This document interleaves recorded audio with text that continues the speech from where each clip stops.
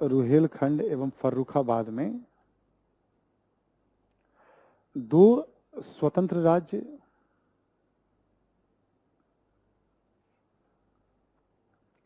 और दोनों पर अफगानों का शासन।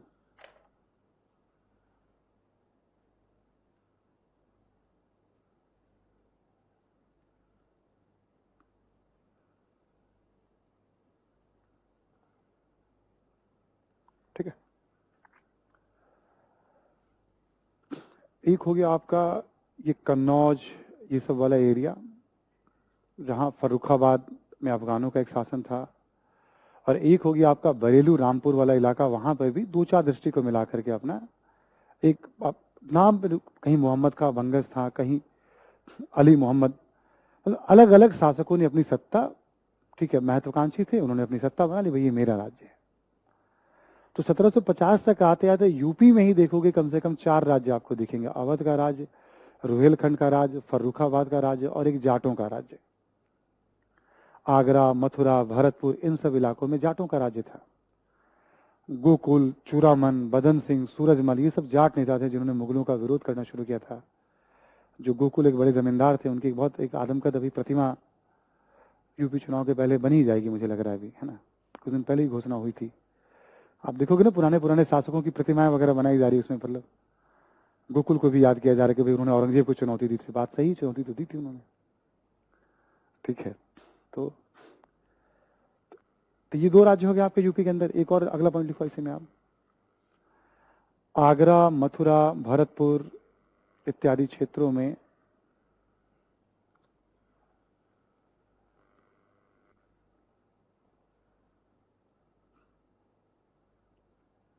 जाटों का शासन, जाटों का राज्य। आप देखोगे यहां पर भी हम लोग संस्थापक कौन थे, कब बना, किसके समय बना, इन सबसे बच रहे हैं। क्लियर ना? ऐसा नहीं, अपने नोट्स में दे रखा है हम लोगों ने, क्योंकि अभी इसको दोबारा जब हम मेडिवल इंडिया में लेंगे ना, तब वहां इसको हम उस हिसाब से, ठीक है, अभी हमें एक स्टोरी बनानी। अच्छा, भारत में कौन कौन था? जैसे आप देखो, हमने क्या बताया, 1707 तक पूरे क्षेत्र पे मुगलों का नियंत्रण था। अब बताओ, जिसका इतने बड़े भूभाग पे नियंत्रण हो, तो सैनिक रूप से इतना तो मजबूत होगा कि एक व्यापारी कंपनी में इतनी हिम्मत तो नहीं कि उसे हिला पाए। जब एक बड़ा वृक्ष, कहते हैं ना, वट वृक्ष गिरा, तभी तो कंपनियां लंबे समय से घात लगा के बैठी हुई हैं, और तब वो उस परिस्थितियों को बनाने की कोशिश। तो जब यूरोपियन कंपनियां आई थी, उसी समय धीरे धीरे मुगल पूरे हिंदुस्तान पे,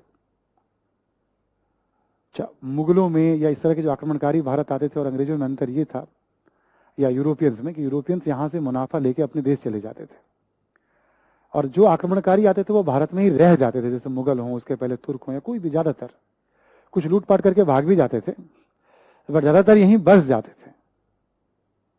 तो जो पैसा हुआ वो यहीं पे खर्च कर रहे हैं, चाहे ताजमहल बनवाएं, चाहे लाल किला बनवाएं, या अपने भोग विलास पे खर्च करें, या प्रजा के कल्याण पे खर्च करें। बट यूरोपियन में ऐसा नहीं था, वो हमेशा होता था कि मुनाफा अपने देश लेकर आना, कम था बहुत। चलिए आगे बढ़ते हैं हम लोग। जाटों का राज्य हो गया, ये सब यूपी के राज्य हो गए आपके, जो हम लोग बात कर रहे थे। नेक्स्ट लिखो आप, दिल्ली और आसपास के कुछ इलाकों पर सांकेतिक तौर पर मुगलों का शासन।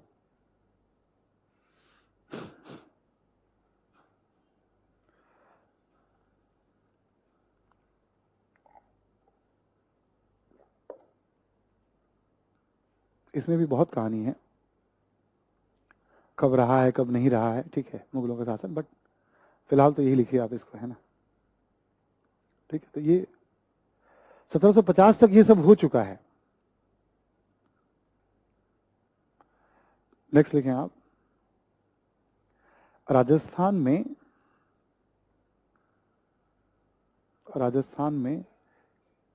कई स्वतंत्र राज्य, जैसे मेवाड़, मारवाड़, आमेर,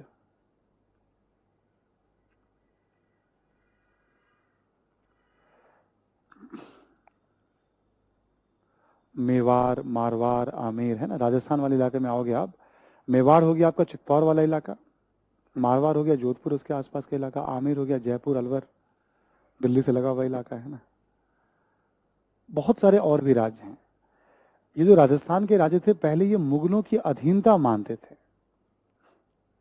जब मुगल कमजोर हो गए तो ये भी स्वतंत्र व्यवहार करने लगे। ठीक है, तो राजस्थान भी कई छोटे छोटे राज्यों में बटा हुआ था, बट पहले वो मुगलों की अधीनता को स्वीकार करते थे औरंगजेब तक। उसके बाद सीन वहां का भी चेंज हो गया, मतलब वट वृक्ष गिरा और उसके बाद सारी चीजें बदलनी शुरू हो गई। देखो आप एक और पॉइंट, सिंध में अमीरों का शासन।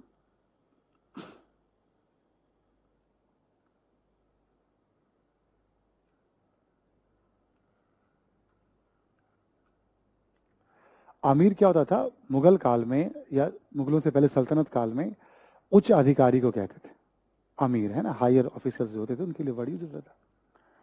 तो ये जो सिंध का इलाका है आपका पाकिस्तान का, हम इसकी बात कर रहे थे अभी, है ना, कि सिंध में अमीरों का शासन, ये भी मुगलों के पास था। अकबर ने जीता था, औरंगजेब तक इसके नियंत्रण था। औरंगजेब के बाद यहाँ पे भी एक स्वतंत्र राज्य हो गया। ये भी उत्तराधिकारी राज्य एक तरह के थे। जैसे हमने बताया ना अवध, हैदराबाद, वैसे सिंध भी मुगल अधिकारी ने स्वतंत्र राज्य बनाया था इसे। यहाँ देखो अगला पॉइंट, सिंध के अतिरिक्त शेष पाकिस्तान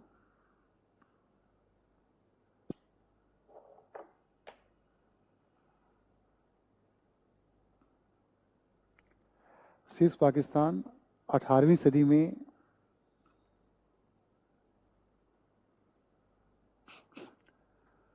लंबे समय तक राजनीतिक रूप से अस्थिर रहा।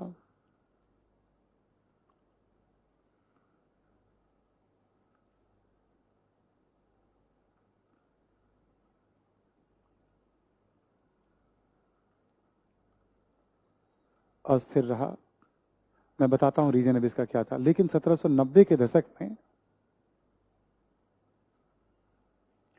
1790 के दशक में,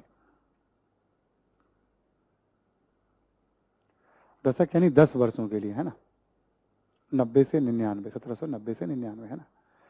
1790 के दशक में रणजीत सिंह के नेतृत्व में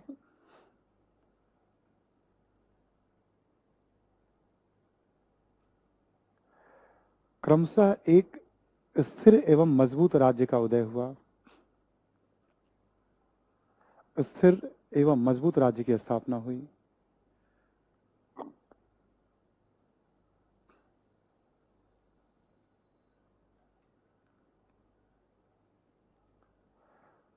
क्रम से यानी एकाएक तो होता नहीं ना, टाइम लगता है उसमें। ठीक है, तो मैंने आपको कल देखिएगा सिलेबस में मैंने लिखा, तो मैं पंजाब विजय भी बताऊंगा उत्तर पश्चिम में। तो रंजीत सिंह, सिंध, इन सब का जिक्र होगा। अभी क्या था, जैसे मुगल शासक, जैसे मान लो जो औरंगजेब था, सिख धर्म में थोड़ा बहुत आइडिया हो, 10 गुरुओं की बात होती है ना, गुरु नानक देव से लेके गुरु गोविंद सिंह जी की। तो 9वें गुरु को औरंगजेब ने फांसी की सजा दी थी, मृत्युदंड की सजा। कुछ टकराव था सिख गुरु गुरु तेग बहादुर और औरंगजेब में।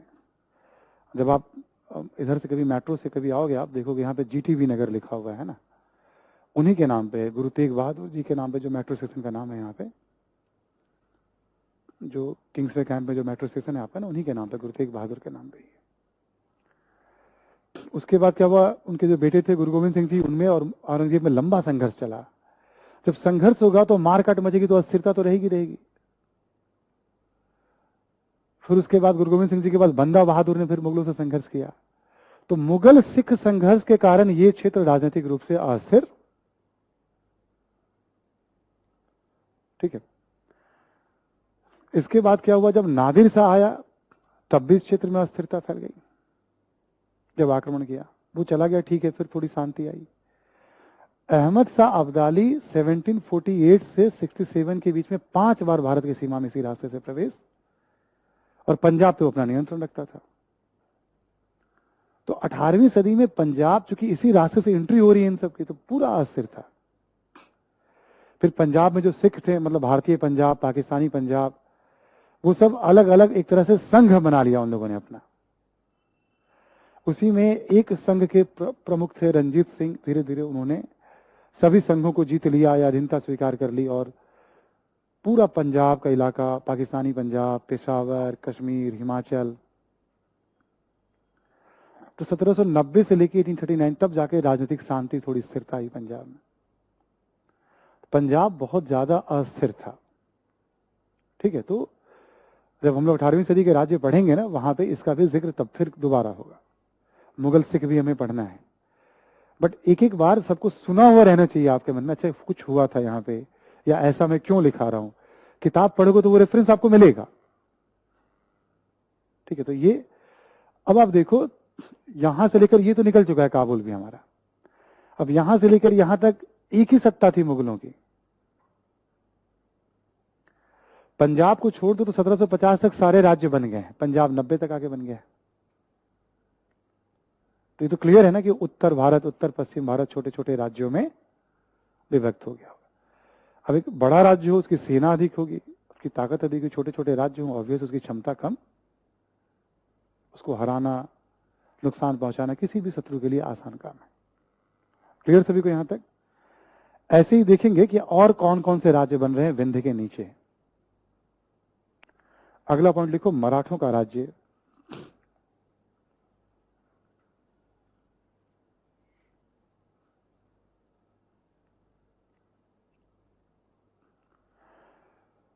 लिखे महाराष्ट्र, उत्तरी कर्नाटक,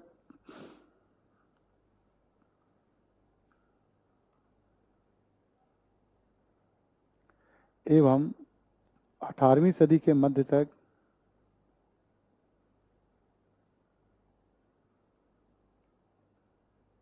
नहीं, 18वीं सदी के मध्य में महाराष्ट्र, उत्तरी कर्नाटक एवं मध्य प्रदेश के एक बड़े भूभाग पर, 18वीं सदी काट दीजिएगा, मध्य प्रदेश के बड़े भूभाग पर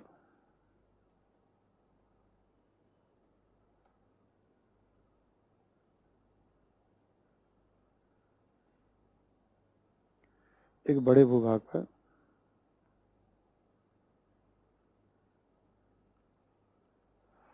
मराठों का शासन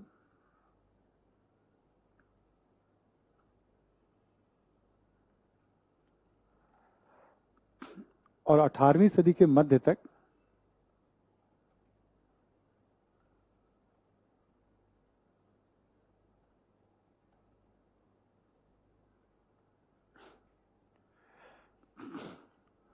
और 18वीं सदी के मध्य तक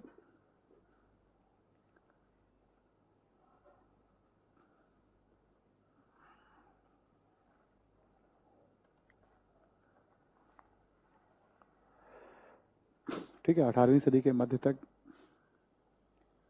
मुगलों के पतन के बाद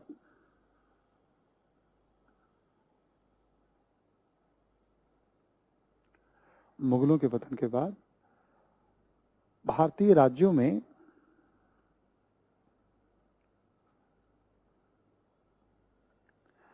सर्वाधिक शक्तिशाली राज्य के रूप में मराठों का उदय।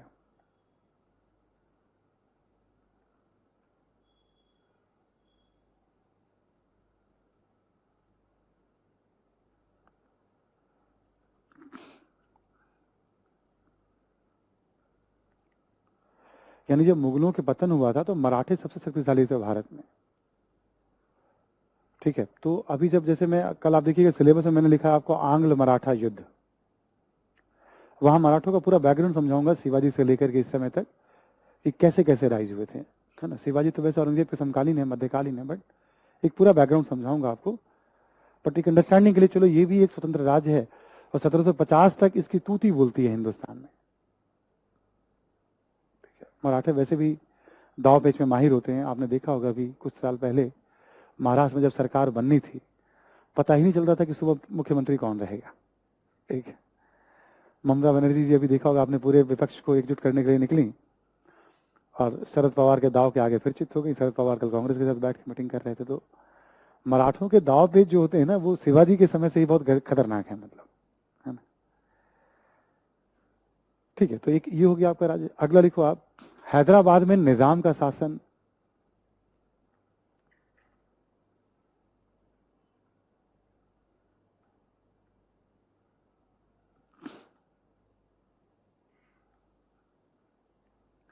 अब ये जो हैदराबाद का राज्य है, ये आज के समय जो आंध्र प्रदेश है आपका, तेलंगाना, केवल हैदराबाद नहीं, मध्य प्रदेश का कुछ इलाका, कर्नाटक का इलाका, ऐसे एक बड़ा राज्य था निजाम। ठीक है, एरिया में हमें जाना नहीं, उतना स्पेसिफिक एरिया वाइज आपको मिलेगा बनी किताबों में। हैदराबाद का एक सेंस बन गया, आंध्र तेलंगाना वाला इलाका, ठीक है, इट्स ओके। निजाम, निजाम भी ना टाइटल होता था, जैसे मान लो मैं हूं उस समय का, मेरा नाम है चीन किलिच खां, ठीक है, तो निजाम यानी एक मतलब एक सम्मानजनक एक उपाधि होती थी भाई, ठीक है। किसी शासक ने कहा भाई आप निजामुल मुल्क हैं, पूरे मुल्क के आप निजाम हैं। हमारी प्रतिभा से प्रफुल्लित होकर किसी मुगल बादशाह ने मुझे निजाम कह दिया। ऐसे बहुत सारे टाइटल चलते थे उसमें, निजाम, तो शासक को ही निजाम कहा जाने लगा। यही हैदराबाद है जो आजादी के बाद परेशान करेगा, और वल्लभ भाई पटेल जो यहाँ सख्ती से इसका विलय, आप सुनते होंगे ना आजादी के बाद हैदराबाद, कश्मीर और जूनागढ़, ठीक है, तो हैदराबाद के किस्से चलेंगे आगे थोड़ी बहुत, है ना भाई।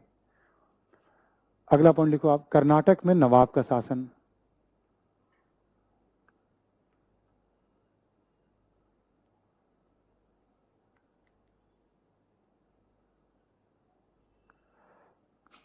ठीक है, कर्नाटक में भी एक नवाबों का शासन था। नेक्स्ट लिखें आप, मैसूर में, यहां कर्नाटक और मैसूर का अंतर बता रहा हूं आपको। मैसूर में वडेयार वंश, वडेयार वंश एवं आगे चलकर हैदर अली टीपू सुल्तान का शासन।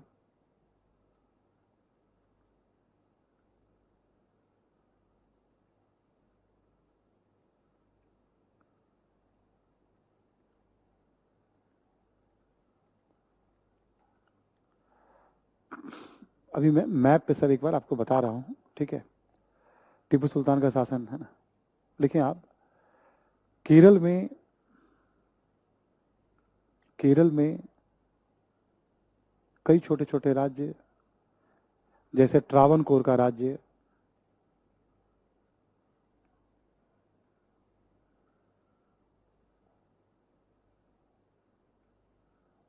ठीक है, जैसे ट्रावनकोर का राज्य,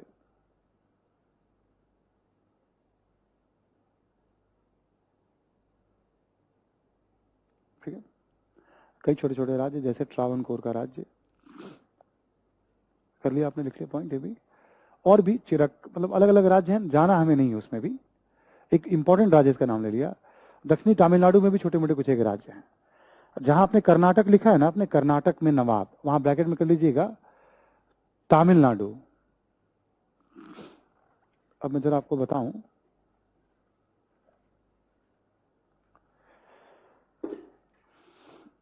ये देखो आपका ना, ये मैसूर का इलाका है, ठीक है, जिसको आज हम कर्नाटक भी कहते हैं। और ये आपका कर्नाटक का इलाका था उस समय, कर्नाटक या कर्नाटक कहा गया है। आज हम इसको कर्नाटक कहते हैं, बट उस समय जो राज्य है इसको कर्नाटक कहा गया। मैप पे देखोगे तो वहां लिखा होगा कर्नाटक। समझ में आ रही है? हम क्लास की शुरुआत भी करेंगे तो हमने कहा था कि भाई विस्तार में कर्नाटक युद्ध, यहां पे 3 युद्ध हुए, इससे बातों की शुरुआत करेंगे। दक्षिणी तमिलनाडु में छोटे मोटे राज्य हैं, केरल में भी कई राज्य हैं, अलग अलग 3-4 ऐसे राज्य मिलेंगे आपको, उन सबका नाम हम नहीं ले रहे हैं। हमने क्या बोला आपको यहाँ पे एक अलग से, भाई देखो ये हैदराबाद का निजाम है आपका एक, हमने आपको क्या बोला, ये सब इलाका आप ले लो धीरे धीरे, तो ये सब मराठों का शासन है।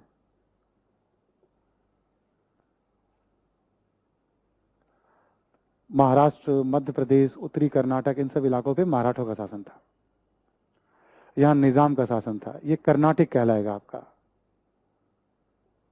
ये मैसूर है आपका। इधर अवध वगैरह हमने बता ही दिया था आपको, राजस्थान में कुछ राज्य हो ही जाएंगे आपका, हमने बताया था आपको। समझ में आ रही है बात?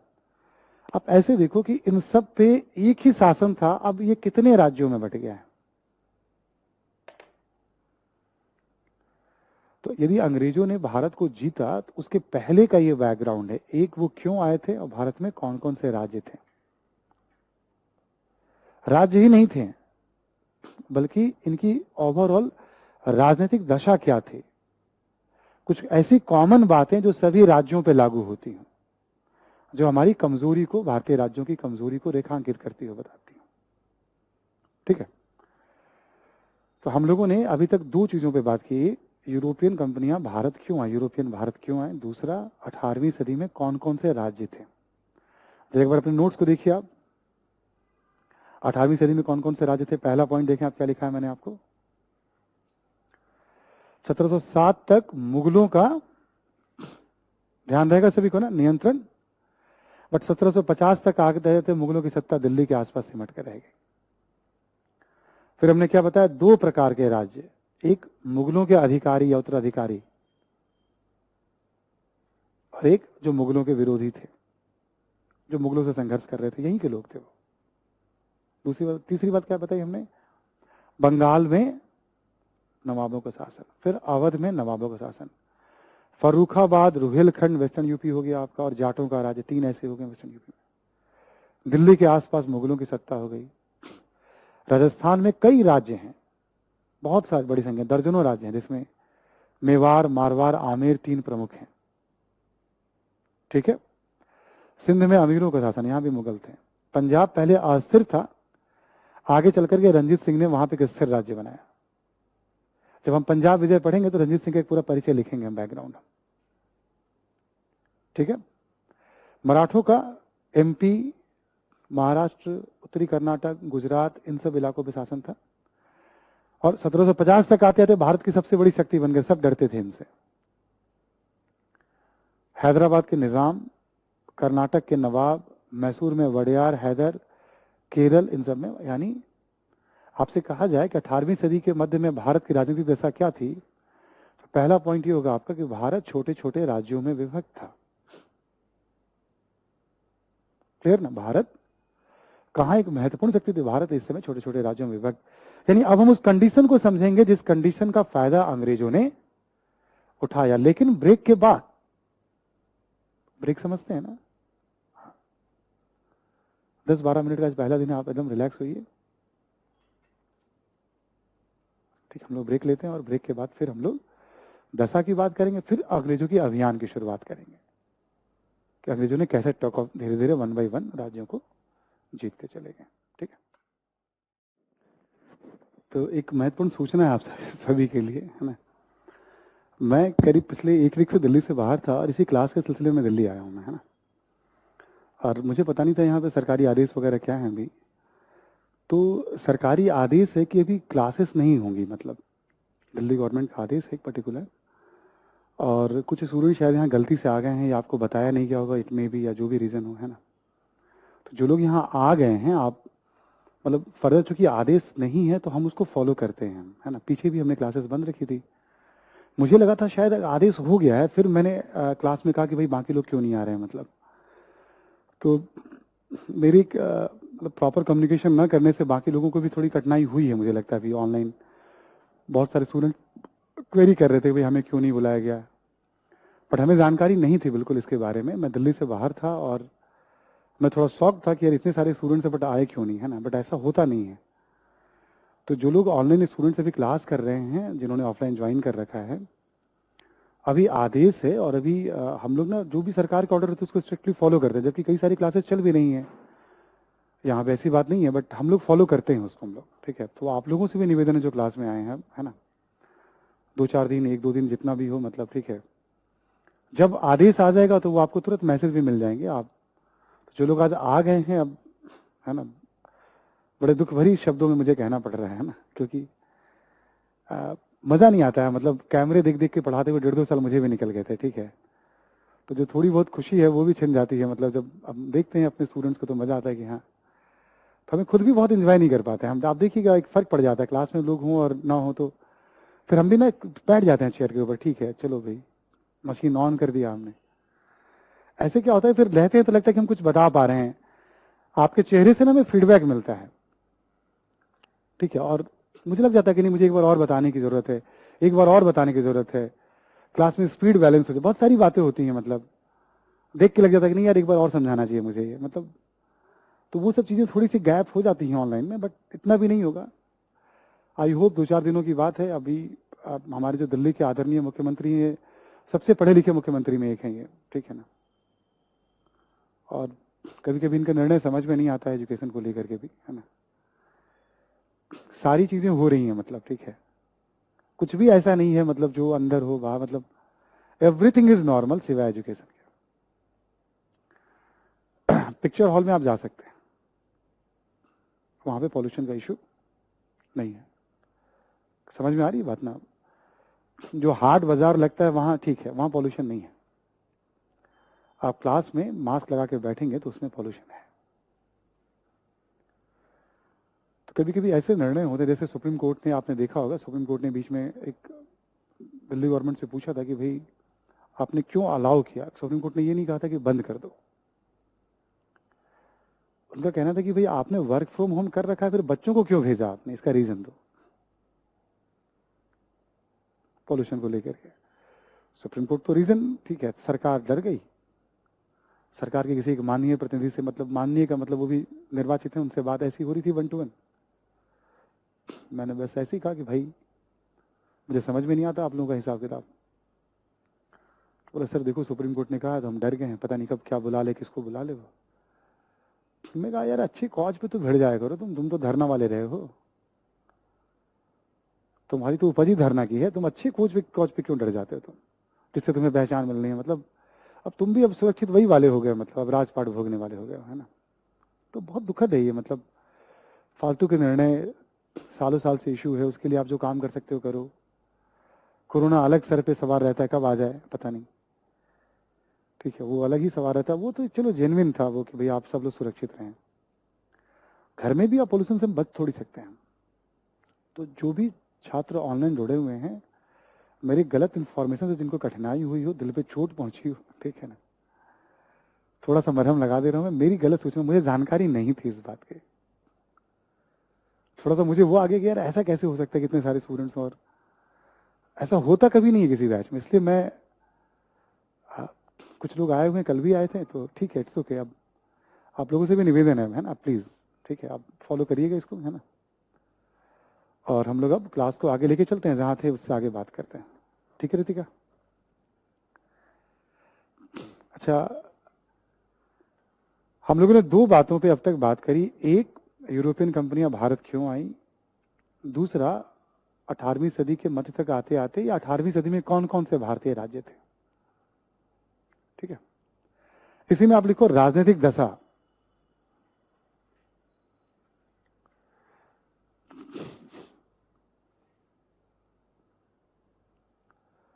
इसी में लिखो आप राजनीतिक दशा।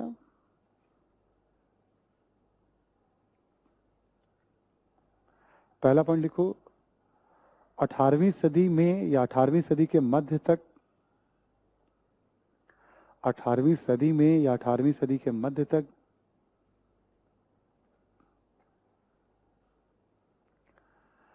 भारत छोटे छोटे राज्यों में विभक्त।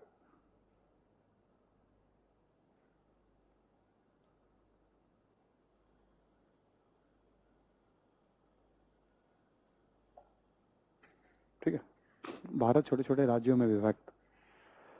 अब आप कह सकते हो ना, जैसे करके भाई ये सब राज्य बन गए थे, जबकि 1707 तक एक मुगलों का ही शासन था इस पूरे इलाके में। छोटे मोटे राज्य थे, मराठों का भी राज्य था, बट मेन मुगलों का ही शासन था।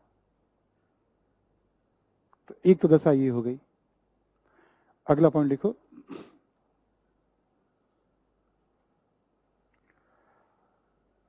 लेकिन मुगलों के पतन के पश्चात,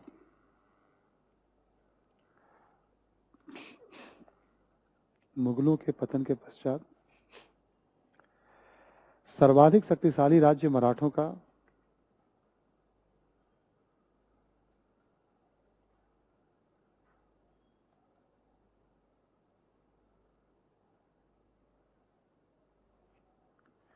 मराठों का लेकिन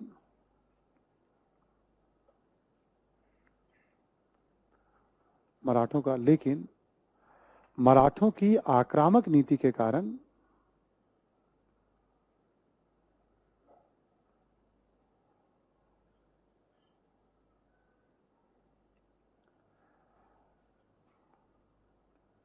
आक्रामक नीति के कारण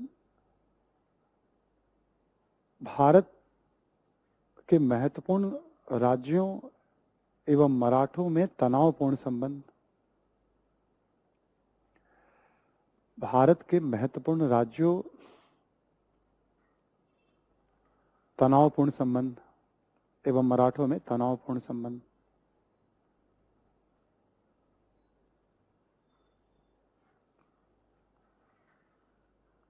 ठीक है, डन। अब इसको ऐसे देख लीजिए आप, मराठों के बारे में जब हम पढ़ते हैं ना, एक मराठवाड़ा क्षेत्र है महाराष्ट्र में, वहां वर्षा बहुत कम होती है, ना के बराबर होती है, और थोड़ा पठारी इलाका भी हो गया, उबड़ खाबड़ उपजाऊ इलाका तो है नहीं वहां।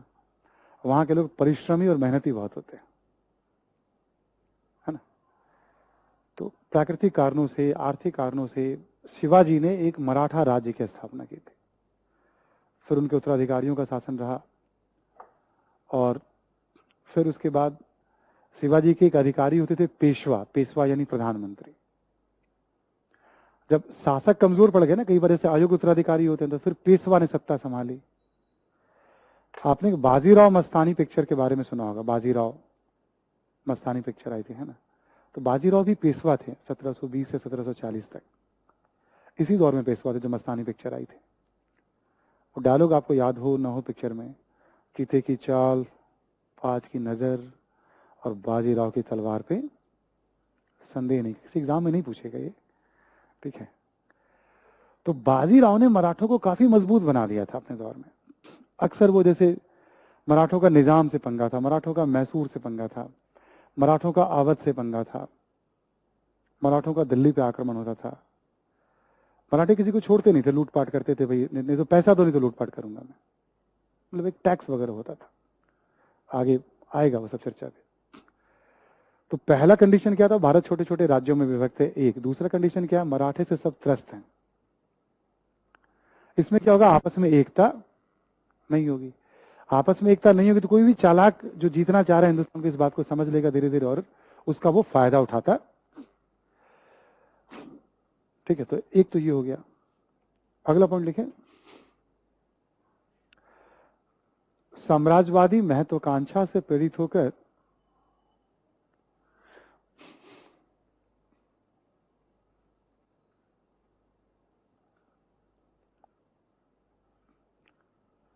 साम्राज्यवादी महत्वाकांक्षा से प्रेरित होकर प्रायः भारतीय शक्तियों, भारतीय राज्यों में भी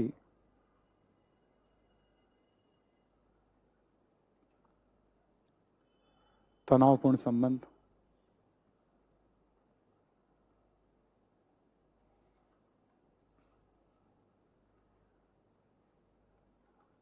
ठीक है, अब जैसे बंगाल है, ये चाहेगा अवध का कुछ इलाका जीत ले, अवध चाहेगा बंगाल का कुछ इलाका जीत ले, अवध चाहेगा रुहेलखंड को जीत ले, जीत भी लेता है वो। तो जिसकी सीमा जिससे लग रही, निजाम कर्नाटक है, कर्नाटक में मतलब सब एक दूसरे पे, कर्नाटक केरल के राज्यों पे, मतलब मैसूर केरल के राज्यों पे, इधर मराठा, सब एक दूसरे पे निगाह टिकाए हुए हैं, जहां मौका मिले वहां पे। मराठों का तो सभी महत्वपूर्ण शक्तियों से पंगा है, और जिसकी सीमा जिससे लग रही है ना, मतलब कभी ना कभी वो लड़ भी रहे हैं वो। इसका निष्कर्ष क्या हुआ, छोटे छोटे राज्य के साथ साथ राजनीतिक एकता नहीं है। ठीक है, अगला पॉइंट लिखें आप, राजनीतिक एकता की कमी।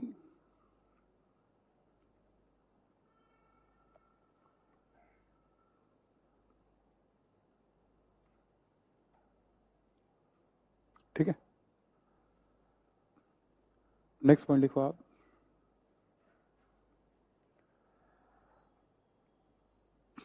ठीक है। भारतीय राज्यों में उत्तराधिकार को लेकर संघर्ष।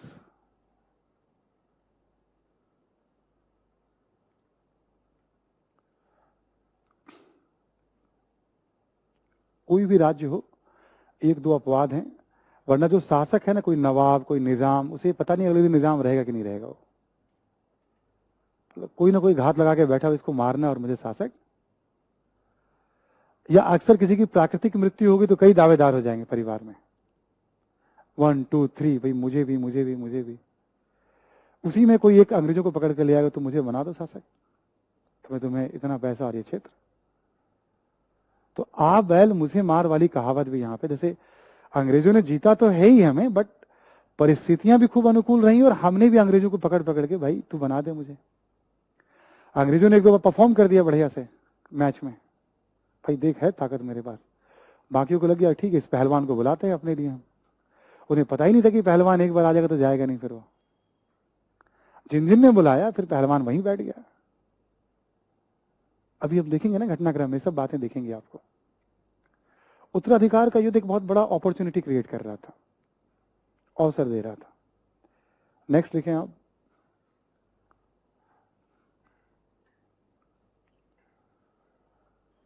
लिखें अधिकारियों की गुटबंदी महत्वाकांक्षा, अधिकारियों की गुटबंदी महत्वाकांक्षा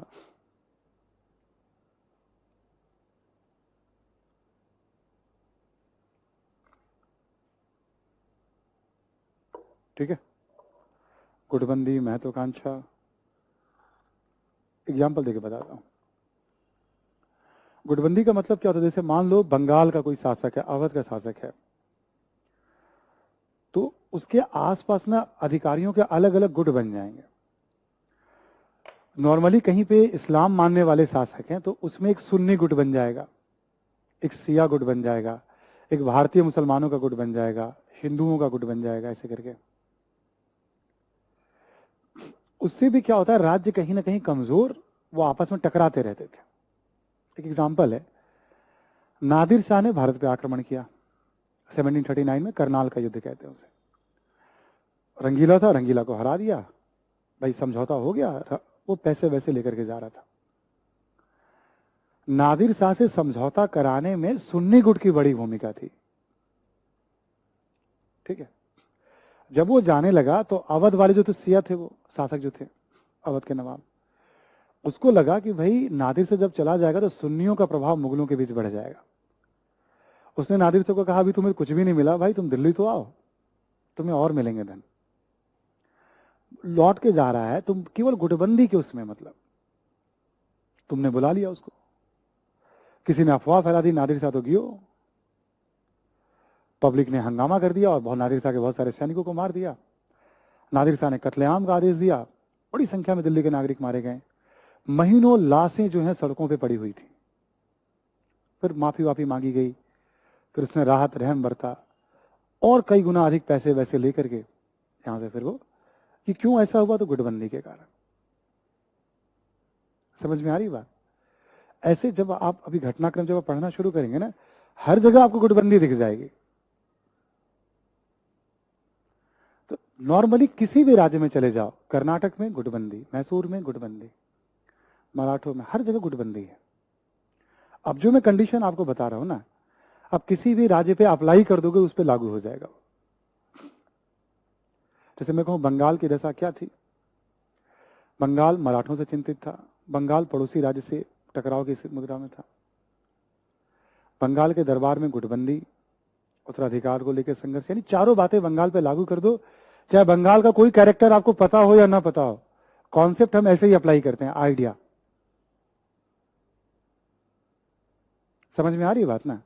यही चारों बात उठा के अवध पे लागू कर दो, अवध पे लागू हो गए, जहां मर्जी लागू करो आप, ठीक है। तो ये सिचुएशन है, ये कमजोरी भी है हमारी ना। इसी कमजोरी का तो फायदा यूरोपियन कंपनियां, जिसमें अंग्रेज उस समय ज्यादा मजबूत थे, तो उन्होंने उठा लिया, ठीक है। नेक्स्ट लिखें आप। लिखे पिछड़ा सैन्य संगठन, पिछड़ा सैन्य संगठन।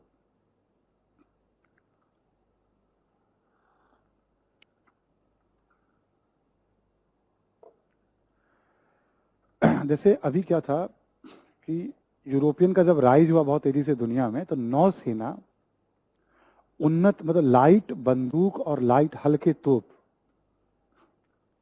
ये सेना के मेन आधार हो गए थे। यहां अभी भी चलती थी हाथी वाली सेना, घुड़सवार सेना, तोप भी हैं। तो आप किसी पिक्चर में देखिएगा, मराठों में जो पिक्चर आई थी तानाजी वगैरह की पिक्चर है, जिसमें देखिएगा आप तोप को ले जाने के लिए कितनी मशक्कत करनी पड़ रही है, ठीक है। तो पिछड़ा सैन्य संगठन है, उसमें ज्यादा बदलाव नहीं है। तो वो एक बहुत बड़ा फैक्टर है भारतीय राज्यों की कमजोरी का भी। नेक्स्ट लिखो आप, वैश्विक परिस्थितियों से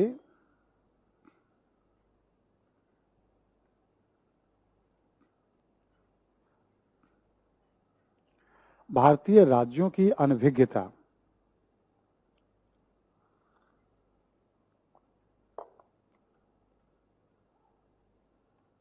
अनभिज्ञता मतलब पता नहीं होना उनके बारे में, ईरान में क्या हो रहा है, श्रीलंका में, ज्यादा मतलब नहीं है।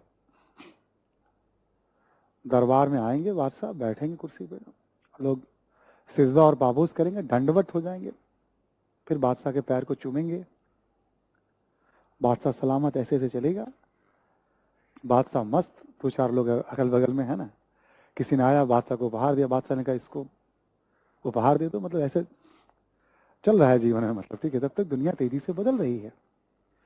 दुनिया के एक हिस्से में, यूरोप में काफी हलचल हो रही है लगातार, हम संपर्क में भी हैं बट ज्यादा सीखने और जानने में उत्सुक। हम भाई 200 वर्षों से संपर्क में, तो सीखना चाहते तो बहुत कुछ सीख लेते हैं हम। ऐसे ही है ये, करने देने व्यापार, हम तो मस्त हैं भाई अपनी दुनिया में। सीखने की ललक होती तो बहुत कुछ सीख लेते हैं उनसे।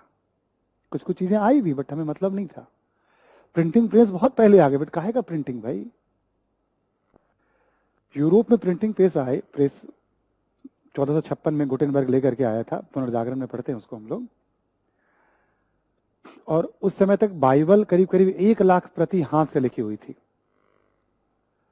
और 50 वर्षों में 90 लाख। बोला कि बाइबल में ही सत्य है तो बाइबल सबको पढ़ना चाहिए, सत्य पता होना चाहिए। पुर्तगाली यहां प्रिंटिंग प्रेस लेके आए, हमें कोई मतलब, कभी कुछ छप गया तो छप गया, नहीं छपा तो नहीं छपा। ये सब पढ़ाई लिखाई कैसे कर लोगे तुम, ठीक है। वैसे शिक्षा को लेकर के तब से लेके आज तक कोई ज्यादा दृष्टिकोण बदला नहीं है, है ना।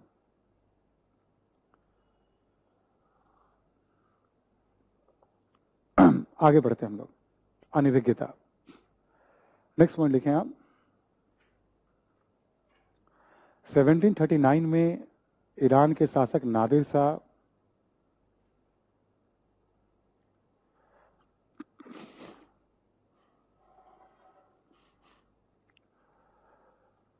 का भारत पर आक्रमण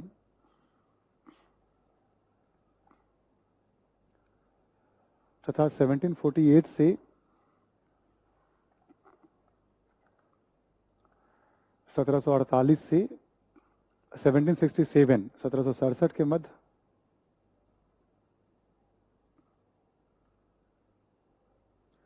अहमद शाह अब्दाली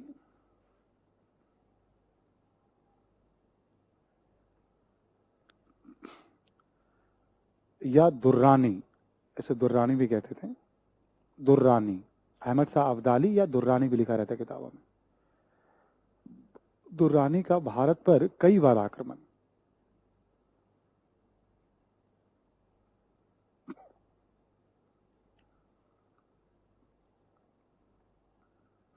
ठीक है। 5 बार इसने आक्रमण किए, जिसमें एक पानीपत का तीसरा युद्ध भी है। और अब्दाली ने ही मराठों को हराया था, क्योंकि मराठे सर्वाधिक शक्तिशाली थे, है ना। वो एक अलग संदर्भ में जिक्र उसका भी होगा, इसी में कॉमा देके लिखें। इससे उत्तर पश्चिम एवं उत्तर भारत में राजनीतिक अस्थिरता की स्थिति,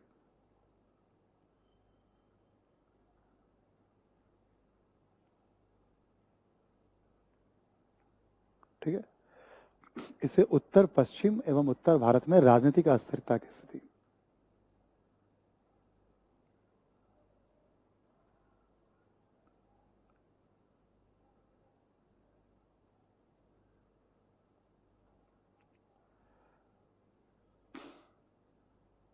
ठीक है।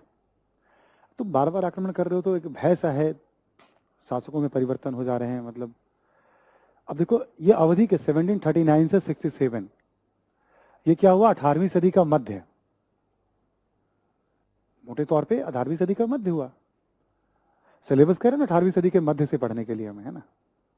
हम उसी का एक बैकग्राउंड तैयार कर रहे हैं, सिचुएशन क्या है वो। आगे लिखें आप,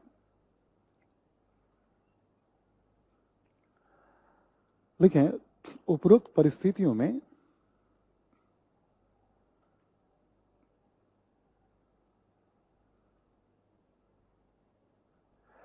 यूरोपीय कंपनियों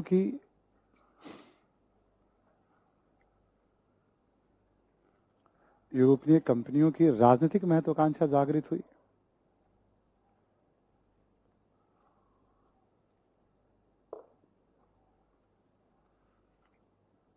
ठीक है, राजनीतिक महत्वाकांक्षा जागृत हुई।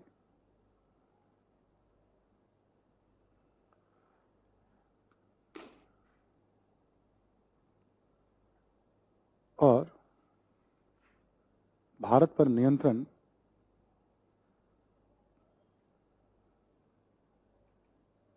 के लिए ब्रिटेन एवं फ्रांस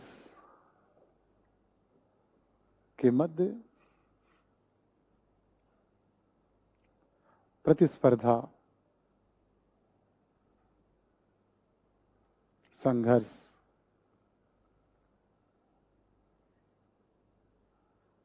ठीक है। तो दूसरा हमने क्या, एक नॉर्मल कंडीशन बताया आपको, ठीक है।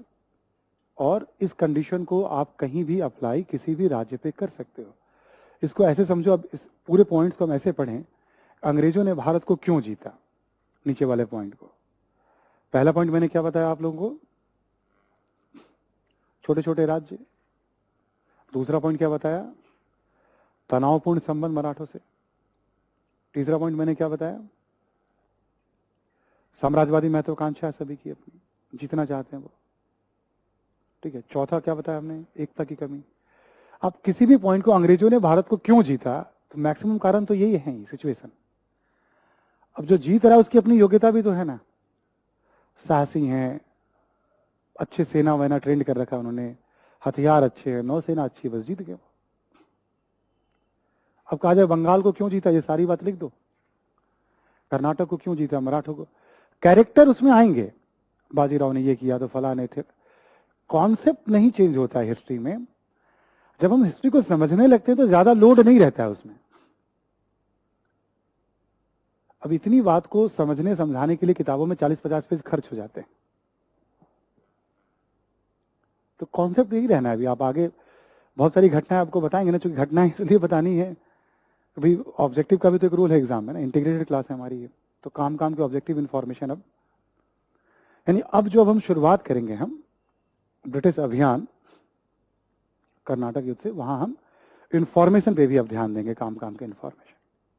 यहां तक हमने भी इंफॉर्मेशन को साइड रखा, क्योंकि इसको हम मिडिवल इंडिया के साथ इंफॉर्मेशन फिर इसका हम ले लेंगे, ठीक है। अब हम कॉन्सेप्ट और इंफॉर्मेशन दोनों पे ध्यान रखेंगे अब सारे टॉपिक में। ये हो गया आपका बैकग्राउंड। अब देखिए आप, ब्रिटिश अभियान, शीर्षक दे दीजिए आप, ब्रिटिश अभियान।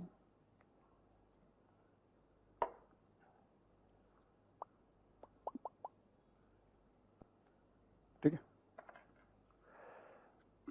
ब्रिटिश अभियान में पहला लिखें आप, कर्नाटक युद्ध।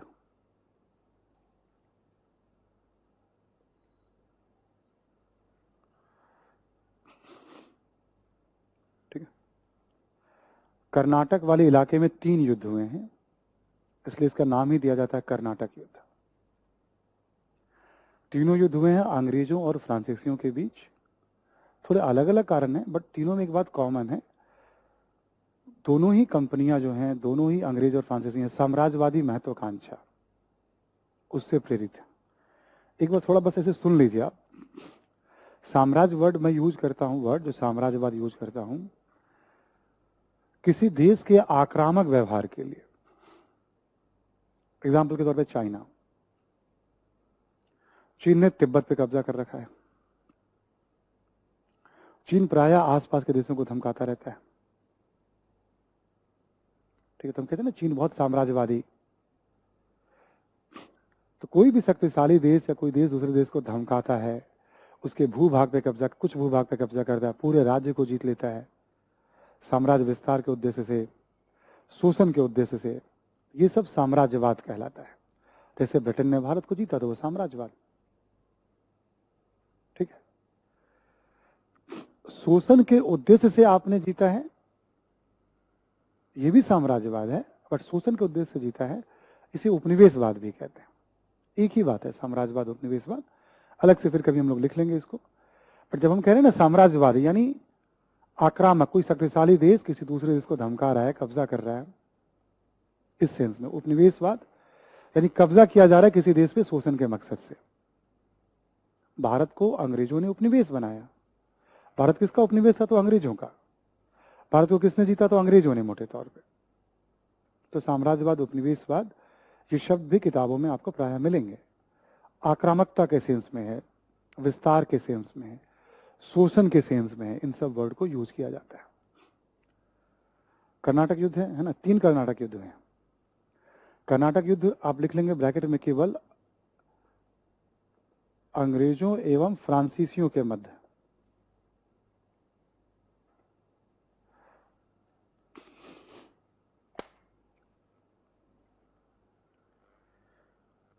अंग्रेजों एवं फ्रांसीसियों के मध्य, ठीक है।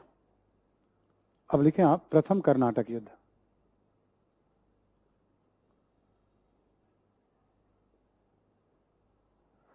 थोड़ी थोड़ी इंफॉर्मेशन इसमें होंगे अब, है ना।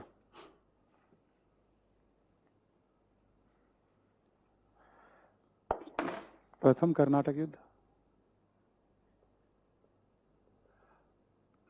46 से 48 लिख लो आप अवधि। तीनों युद्ध हुआ किसके बीच में? अंग्रेजों और फ्रांसीसियों के बीच में। कर्नाटक ये इलाका है।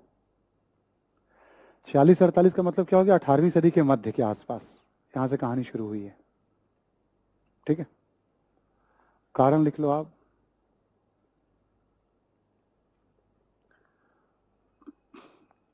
पहला कारण लिखो आप, दोनों कंपनियों की महत्वाकांक्षा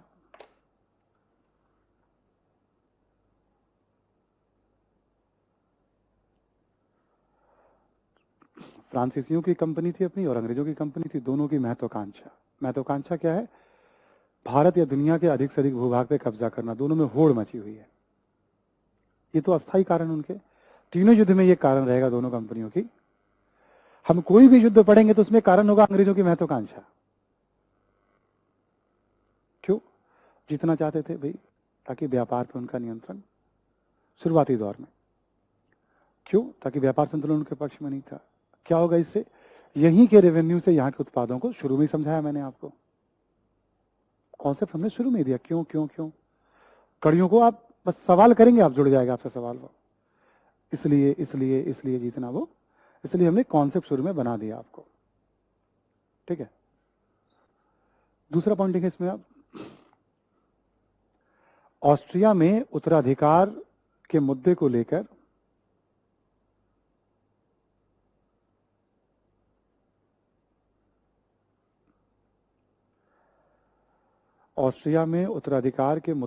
संघर्ष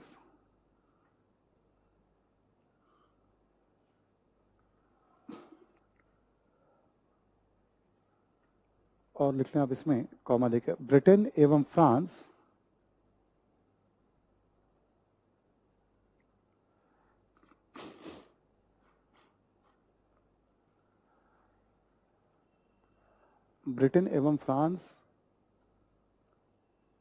विरोधी गुट में शामिल थे।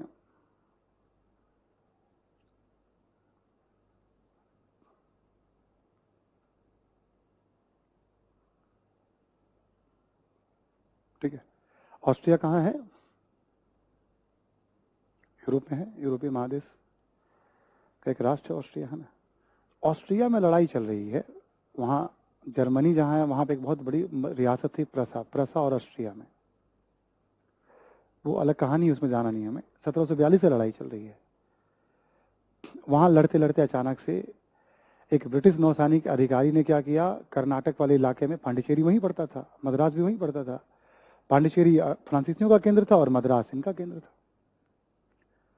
एक वॉरनेट करके ब्रिटिश नौसैनिक अधिकारी ने फ्रांसीसी जहाज को डुबा दिया। फ्रांसीसियों ने अंग्रेजों को कहा, भाई देखो यूरोप में लड़ रहे हैं, भारत में नहीं लड़ना है, हमें व्यापार करना है हमें। अंग्रेजों ने गारंटी नहीं, और फिर डुबा दिया। उस समय जो फ्रांसीसियों का गवर्नर था भारत में पांडिचेरी का, वो था डुप्ले। मॉरिशस पे उस समय फ्रांसीसियों का नियंत्रण था। मॉरिशस नक्शे पे कभी देख लीजिएगा, है ना, हिंद महासागर में ही होगी। डुप्ले ने मॉरिशस वाले गवर्नर से मदद मांगी कि भाई मदद कर। वहां एक अधिकारी था ला बूर्डने, पहले केवल सुन लीजिए आप। ला बूर्डने जो है सेना लेकर के कर्नाटक आ गया और मद्रास पे कब्जा कर लिया ला बूर्डने ने। तो जो डुप्ले यहां बैठा हुआ था फ्रांसिस ने कहा मद्रास मेरे पास ही रहने दो। ला बूर्डने ने कहा नहीं, है दोनों फ्रांसिस ही, मैं दोबारा पैसे लेके अंग्रेजों को दे रहा हूं मद्रास। उसने पैसे लेके अंग्रेजों को दे दिया। अब देखो फ्रांसीसियों में आपस में ही एकता नहीं है, मदद के लिए बुला तो लिया तुमने, पर दोबारा तुम्हें अंग्रेजों को ही पैसे लेके बेच दिया मद्रास। तब डुप्ले ने कहा कि नहीं, मद्रास पे मैं फिर कब्जा करूंगा। डुप्ले ने हमला किया। कर्नाटक के नवाब ने कहा कि भाई मेरे क्षेत्र में तुम लोग क्या करो, रोको इसको, स्टॉप। डुप्ले ने कर्नाटक के नवाब को कहा मैं जीत के तुम्हें देने वाला हूं। डुप्ले ने मद्रास जीत लिया। कर्नाटक के नवाब ने कहा हाँ भाई। डुप्ले ने कहा नहीं। कर्नाटक के नवाब ने अपनी सेना भेजी। सेनापति थे महफूज खां, जो महफूज नहीं थे। इधर सेनापति था पैराडाइज।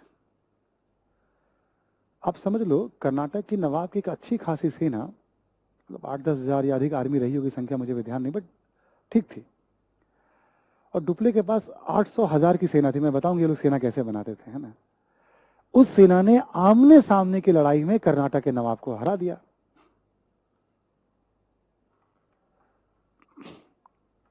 आठ सौ हजार की सेना ने 10-12 हजार की सेना को, डुप्ले का दिमाग एकदम चारों तरफ दौड़ना शुरू। अरे यानी अपनी सेना के दम पे हम विशाल भारतीय सेना को, एक राज्य को हरा सकते हैं। जब इनको हरा ही सकते हैं तो अब डरने की जरूरत। जैसे एक घटना होती है ना टर्निंग पॉइंट, एक घटना है टर्निंग पॉइंट। अंग्रेज भी सब देख रहे थे। एक तो फ्रांसिस से हराए जा रहे थे, दूसरा भारतीय राज्य को भी इन्होंने हरा दिया है। यदि सब कुछ सही दिशा में जाता तो कहानी कुछ और जाती, हम फ्रांसीसियों के गुलाम होते हैं। बट शुरुआती बढ़त फ्रांसीसियों ने बनाई यहां पे। लेकिन किसी तरह से यूरोप में समझौता हो गया तो भारत में भी युद्ध रोक दिया गया। जो जहां था वहीं है। तब तक क्या हुआ, हैदराबाद और कर्नाटक दोनों ही स्थानों पे उत्तराधिकार को लेकर के संघर्ष, जो मैंने अभी बताया। जैसे संघर्ष शुरू हुआ ना, जैसे एक शासक निजाम था यहाँ 48 में, आसफ जब उसकी मृत्यु हो गई, उसके 2 रिश्तेदार लड़ने लगे आपस में, ठीक है ना। एक को डुप्ले ने कहा, वो पहुंच गया डुप्ले के पास, डुप्ले अभी हीरो था। फ्रांसिस ने कहा ठीक है मैं तुम्हें बैठाता हूँ नवाब, बताओ बदले में क्या दोगे। उसने बोला इतना पैसा देंगे, ये क्षेत्र दे देंगे तुम्हें, ठीक है भाई नवाब बनाऊंगा मैं तुम्हें। दूसरा को लगा अब क्या करें भाई, विरोधी कौन है, तो अंग्रेज है। वो पहुंच गया अंग्रेजों के पास, भाई तुम ठीक है मैं तुम्हारी मदद करूंगा। सेम कहानी यहाँ होगी। इसमें भी फ्रांसीसियों ने शुरू में बढ़त बनाई, बट यहाँ पे बाद में क्लाइव नामक एक अधिकारी था, उसने अंग्रेजों के पक्ष में पासा पलट दिया। क्लाइव ने यहाँ खेल कर दिया अपने साहस युक्ति के बल पे। दूसरे युद्ध में भी फैसला तो बहुत नहीं हुआ, लेकिन इतना हो गया कि हैदराबाद पर निजाम पर फ्रांसीसियों का अप्रत्यक्ष प्रभाव था। उसकी मर्जी के शासक थे वहां, और कर्नाटक में अंग्रेजों की मर्जी के शासक थे। यानी 50 से थोड़ा आगे बढ़ते बढ़ते अंग्रेजों का भी हौसला बढ़ गया, कर्नाटक में हमारी मर्जी का नवाब तो है। उसने कुछ पैसे दिए, कुछ सुविधाएं दी, फ्री में तो कोई काम कर नहीं रहा। अभी फ्रांसीसी यही स्कीम लगा रहे थे, तब तक बंगाल में सेम कहानी शुरू हो गई। एक नवाब की मृत्यु हो गई और सत्ता को लेकर वहां संघर्ष शुरू हो गया। वहां के अंग्रेजों को लगा जो काम हमने कर्नाटक में किया वो काम बंगाल में भी कर देते, बट वहां का नवाब पड़ गया अंग्रेजों के भारी। कायदे से मरम्मत कर दी अंग्रेजों की। अंग्रेजों ने मदद मांगी कर्नाटक में, क्लाइव यहां से पहुंच गया, और क्लाइव चूंकि चीजों को बेहतर समझने लगा था यहाँ पे, क्लाइव ने लड़ने के पहले ही एक तरह से षड्यंत्र के द्वारा ही, पलासी की लड़ाई के पहले ही उसने नवाब को काफी कमजोर कर दिया, और अंग्रेजों को सफलता दिला दी। कर्नाटक छोटा सा सूबा था, कोई बहुत आय वाय उतनी नहीं थी, मतलब हैदराबाद में भी। बंगाल बहुत बड़ा सूबा था। जैसे बंगाल पे अंग्रेजों की पकड़ हुई, वहां के पैसे के दम पे और एक बड़ी सेना उसने बनाई अंग्रेजों ने, है ना। एक और युद्ध हुआ, फ्रांसीसियों को खत्म। इस प्रकार हैदराबाद और कर्नाटक दोनों पे अंग्रेजों का अप्रत्यक्ष प्रभाव और बंगाल पे उनका। तो देखते ही देखते 1760-65 तक आते आते अंग्रेजों ने, यानी प्रथम 20 वर्षों में अंग्रेजों ने इस वाले इलाके में अपनी पकड़ मजबूत। ऐसे ना एक घटना दूसरे से, दूसरी घटना तीसरे से, हम पढ़ेंगे अलग अलग अभी हम, बट कनेक्ट होती चली जाती है। अब जैसे पहले कर्नाटक युद्ध में हमने इतने सारे बताया, जैसे बॉर्नेट ने एक पोत को डुबा दिया, ला बोर्डने को बुलाया गया, मद्रास को जीता, मतलब ये सब बातें लिखना नहीं हमें। मकसद ये था, जब आप किताब पढ़ेंगे तो उसमें आपको बहुत सारी ऐसी बातें मिलेंगी और हमारे नोट्स में भी लिखा हुआ है सारी बातें। क्या मकसद है हमारा यहाँ पे? उसकी सबसे महत्वपूर्ण बात को निकालना, समझाना और कॉपी में लिखाना, न कि पूरी किताब को उतारना। क्लियर? मैं चाहूं तो यहाँ 30-40 बातें आपको मैं लिखा सकता हूं, अभी जो बातें समझाई हमने, बट इसमें से 4 ही 5 बात मैं आपको बताऊंगा जो आपको ध्यान रखने हैं कभी भी। तो इतिहास का मतलब ये नहीं कि अंधाधुंध चीजों को हमें पढ़ते जाना है। जो बातें मैं बता रहा हूं स्टडी मटेरियल वगैरह में, किताबों में, वो सब हमने दे रखे हैं,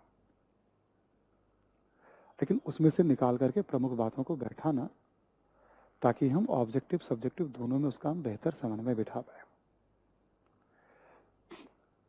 5-7-8 दिनों में मैं आपको ट्रेंड कर दूंगा और धीरे धीरे कि ऑब्जेक्टिव में किन किन चीजों से हमें बचना है। कभी कभी क्या होता है, जैसे बहुत उत्साही छात्र होते हैं, मुखर्जी नगर में क्लास चल रही है तो भाई ठीक है, और आसपास का इलाका पूरा इतिहास में है।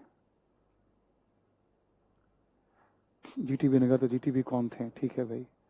रास्ते में आओगे तो हडसन लेने, हडसन कौन थे, 57 के विद्रोह में अंग्रेजों के सेनापति थे। थोड़ा आगे चलोगे तो ऑटरम लेने, ऑटरम कौन थे, भाई ये भी अंग्रेजों के सेनापति थे। थोड़ा और आगे चलोगे तो बंदा बहादुर डिपो है, मेट्रो स्टेशन से आगे बढ़ोगे, बंदा बहादुर कौन थे, गुरु गोविंद सिंह के बाद सिखों के नेता थे। थोड़ा और आगे बढ़ोगे तो इंदिरा विहार है, एक शरणार्थियों की बस्ती थी, इंदिरा जी के नाम पे उसे रख दिया गया। बाएं तरफ देखोगे दिल्ली विश्वविद्यालय का गर्ल्स हॉस्टल है, जस्ट अपोजिट जहाँ क्लास चल रही है भाई। दिल्ली विश्वविद्यालय कब बना? 1922 में। अच्छा 100 साल पूरे हो गए इसके। मतलब बहुत सारे उत्साही छात्र ऐसे भी होते ना, चीजों का मतलब आप बस रॉन्ग जानना, मानना, क्यूरियोसिटी अलग चीज हो गई। किताब के प्रत्येक टॉपिक में काम काम की बातें मैं समझा दूंगा, कुछ काम की बातें मैं लिखाता जाऊंगा, वो सब घटनाएं लिखी हुई हैं, 1-2 बार पढ़ते रहिएगा, सेंस बनता रहता है। कॉपी की बात आपके जहन में रहनी चाहिए, ये क्लियर रखना है। इसलिए कल हमने कहा था आपको कि 90% तैयारी तो आपकी क्लास नोट से होनी है। कभी आप मिस कर गए तो वीडियो कभी सुन लिया, कुछ कहानी मिस कर रहे हो तो आप, बट मिस करने नहीं दूंगा मैं आपको। मेरे पास सिस्टम ऐसा है, यदि आप मेरा साथ दोगे तो कुछ भी मिस नहीं करोगे आप, ठीक है। रोज का रोज में उसका एक सिस्टम, हम क्यों मिस करें? हम एक बार 1.5-2 साल मेहनत करिए और जीवन भर ऐश करिए, ठीक है। अब तक जितना मेहनत किया है वो सब, ये मेहनत सफल हुआ तो कोई पूछेगा नहीं पीछे आपने क्या किया है, ठीक है, कोई कुछ नहीं पूछेगा। और अंतिम सांस तक जो है इसका फायदा आपको, जब तक जीवन है तब तक आप। तो हमने क्या बताया? कारण, ठीक है। अब लिखें आप परिणाम,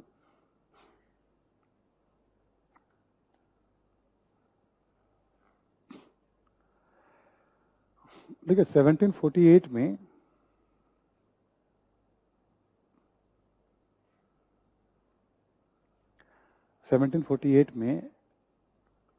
एक जगह है, लिख लेंगे आप, एक्स ला शापेल।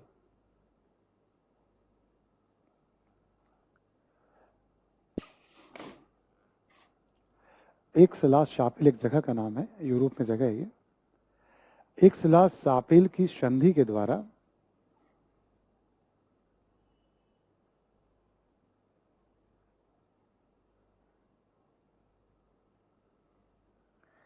एक्स ला शापेल की संधि के द्वारा युद्ध समाप्त हुआ।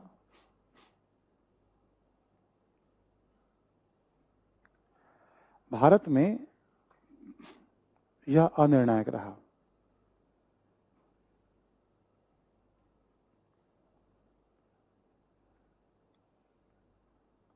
ठीक है, फैसला नहीं हो पाया कि अंग्रेज मजबूत हैं या फ्रांसीसी। नोट करके लिख लो इसमें एक इंफॉर्मेशन, नोट करके। 1746 में सेंट थोमे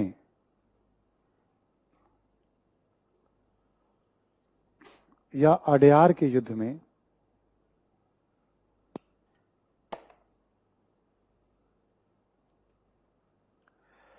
सेंट थोमे या अडयार के युद्ध में फ्रांसीसी सेना ने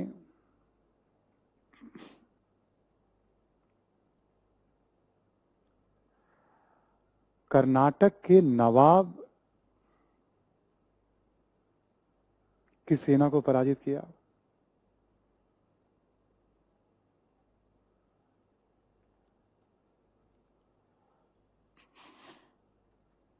ठीक है, अब अभी हमने क्या बताया था, देखो इसमें बहुत सारी घटना है, बट सबसे महत्वपूर्ण जैसे कब से कब युद्ध हुआ एक आइडिया लग गया हमें, निर्णय क्या था, अनिर्णायक था, संधि, छोटी मोटी बहुत सारी बातें हुई, उसने कब्जा किया, उसको बेचा, बट ये जो नोट करके लिखा है ये सबसे महत्वपूर्ण है, टर्निंग पॉइंट है। फ्रांसीसियों को, अंग्रेजों को भी रियलाइज हुआ कि भाई हमारी छोटी सी सेना भारतीय राज्य की सेना पे भारी, यानी खेल हो सकता है। पहली बार कॉन्फिडेंस आया, फ्रांसीसियों ने फिर खेल की शुरुआत करी, बस अंग्रेजों ने उनको रिप्लेस कर दिया, भाई खेल तो मैं ही करूंगा चालाकी से, और जो खेल फ्रांसीसियों को करना था वो अंग्रेजों ने कर दिया। सिचुएशन तो चूंकि आपको पहले ही बता चुके हैं, अनुकूल है विस्तार के। अब ये घटना इंपॉर्टेंट है, हमें याद रखना है। थोड़ा और फैक्ट्स में क्या होता है, ठीक है, महफूज खां उनको नेतृत्व कर रहे थे, इधर से पैराडाइज थे, बट नॉट इंपॉर्टेंट। अभी शुरू में एक बार समझा दे रहा हूं, बार बार ना तो आप मुझसे पूछिएगा, ना मैं गूगल हूं, ना मैं सबकी वंशावली हमें पढ़नी है, ना जानना है हमें। विस्तार का मतलब विस्तार में कौन कौन सी चीजें महत्व रखती हैं,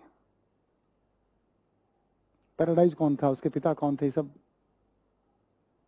कहां से आ गया पैराडाइज, कब सेवा में आया था, है ना, ये सब दिमाग मत लगाइएगा, फिर आप 5-7 साल में भी इतिहास नहीं कर पाएंगे, क्योंकि गूगल में ना सब प्रश्नों का उत्तर है।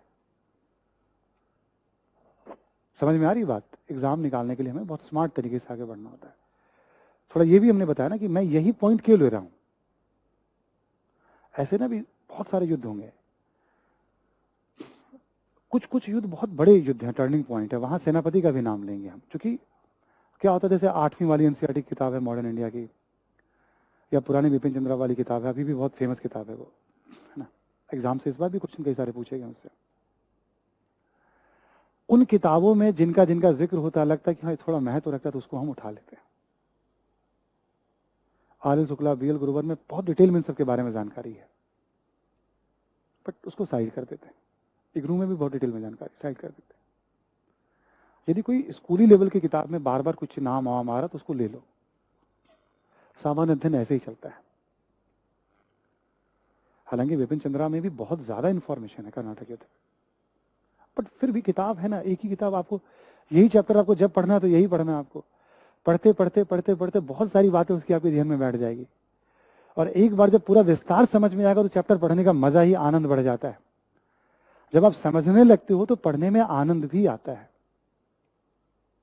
हम क्यों पढ़ रहे हैं, किस कॉन्टेक्स्ट में पढ़ रहे हैं, जब समझ में नहीं आता तो पढ़ने में भी मजा नहीं आता है, निरस्ता सी रहती है।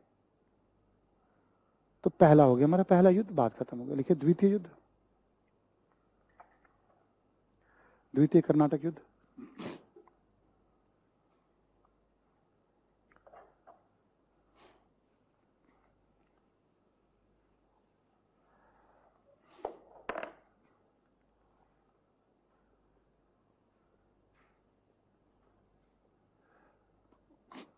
सेवनटीन 49 से 54, 55 दोनों डेट लिख लीजिएगा आप।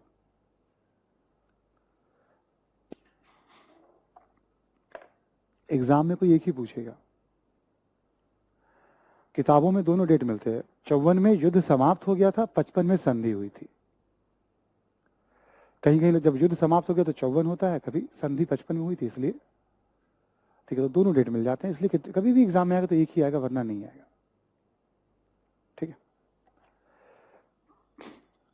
तो 49 लिखना था ना, 1749 से 54-55।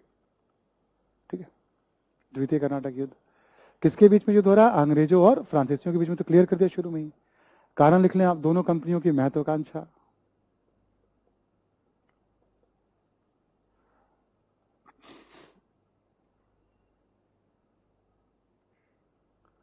दूसरा लिखें आप, हैदराबाद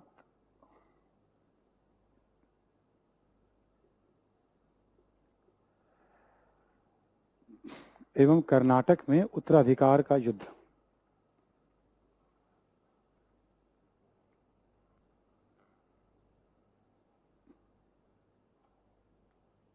ठीक है,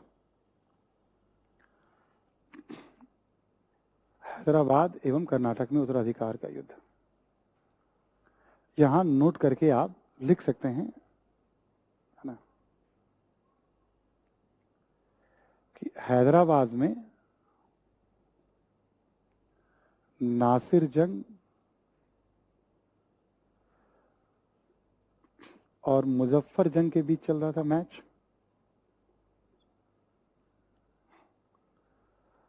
नासिर जंग और मुजफ्फर जंग के बीच में चल रहा था मैच, मतलब लड़ाई। और कर्नाटक में चल रहा था अनवरुद्दीन और चांदा साहेब।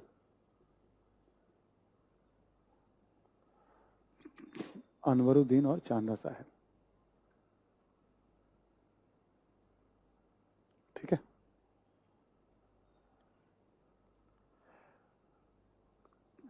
नासिर जंग और अनवरुद्दीन को सपोर्ट कौन कर रहा था? तो इनको सपोर्ट कर रहा था, नासिर जंग और अनवरुद्दीन को, अंग्रेज, दोनों जगह पे। ठीक है, और मुजफ्फर जंग और चांदा साहब इस गुट को सपोर्ट कौन कर रहे थे? तो फ्रांसीसी।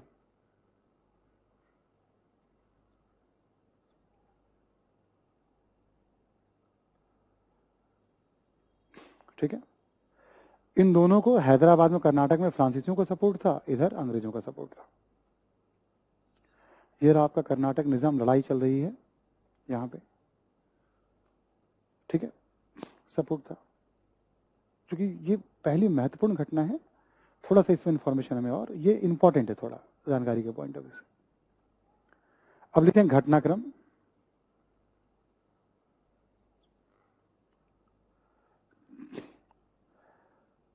सेवनटीन 1749 में अंबूर की लड़ाई में,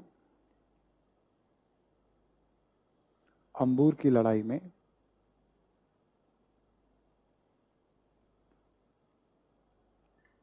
अंबूर की लड़ाई में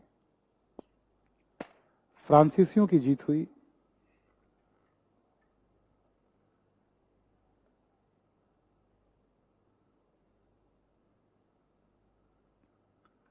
फ्रांसीसियों की जीत हुई, लेकिन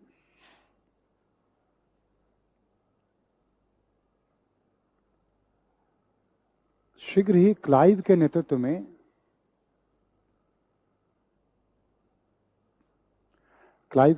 में कर्नाटक में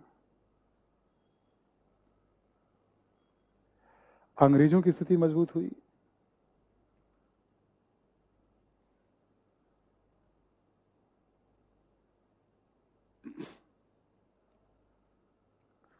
अंततः जब युद्ध समाप्त हुआ,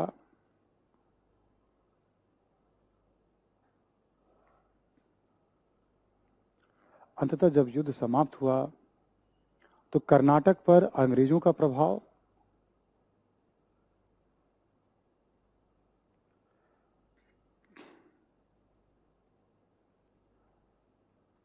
तथा हैदराबाद पर फ्रांसीसियों का प्रभाव था।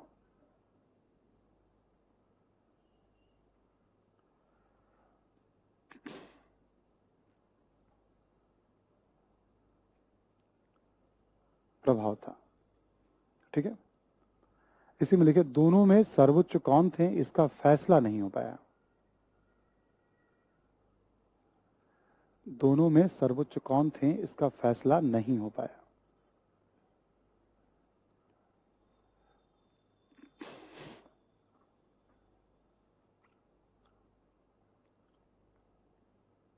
ठीक है, यानी कर्नाटक पे अंग्रेजों का प्रभाव हुआ क्या था कि फ्रांसीसी गुट ने पहले अनवरुद्दीन को तो मार डाला, कर्नाटक में अनवरुद्दीन को तो मार डाला। कर्नाटक की राजधानी थी अर्काट, है ना।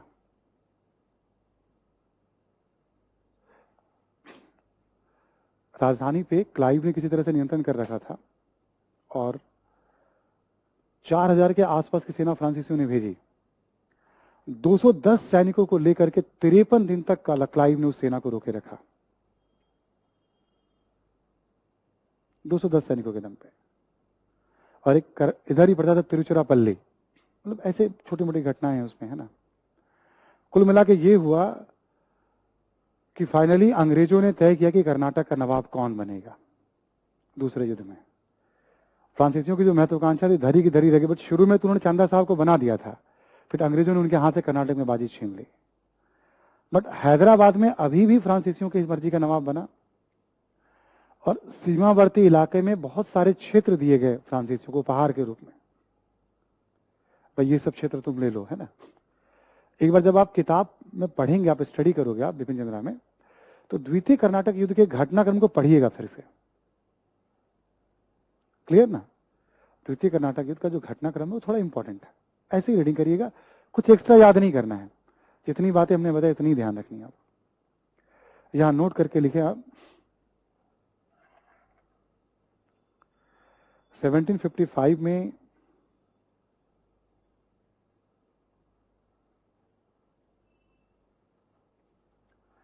सत्रह 55 में पांडिचेरी की संधि हुई।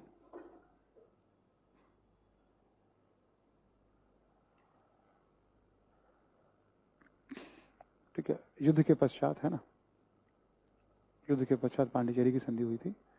नोट में एक और लिख लेंगे आप, 1754 में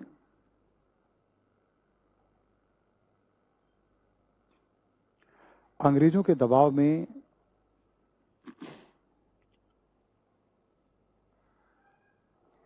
दबाव में फ्रांसीसी गवर्नर डुप्ले को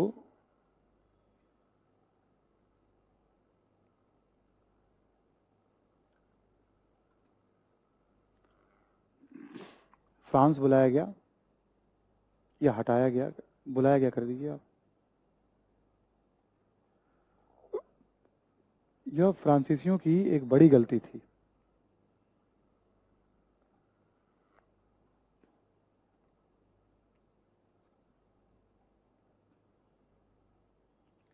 अब जैसे हमने फ्रांसीसी गवर्नर वर्ड यूज किया है ना, तो आपके मन में पहला गवर्नर कौन था, दूसरा, ये सब डुप्ले कब बना था वो छोड़ दीजिए आप।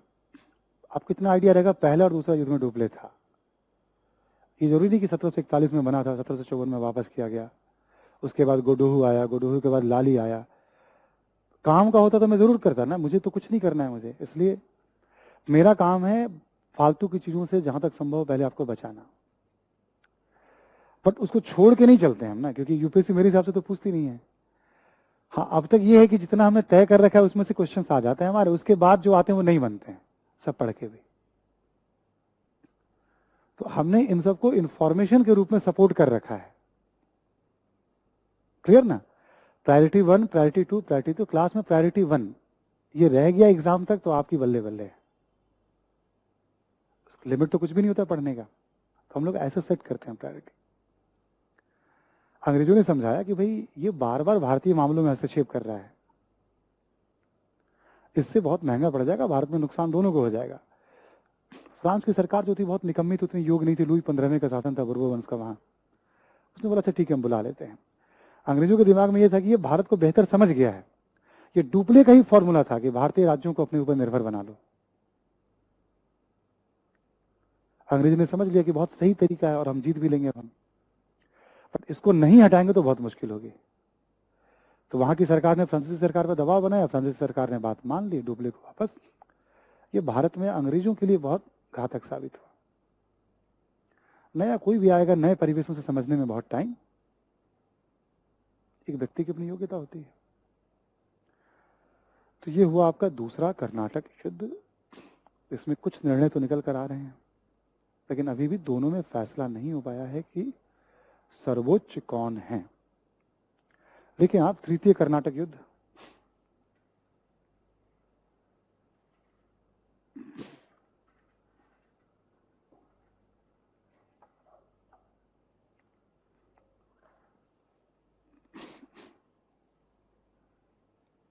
लिख लें आप यहां पे 1758 से 63।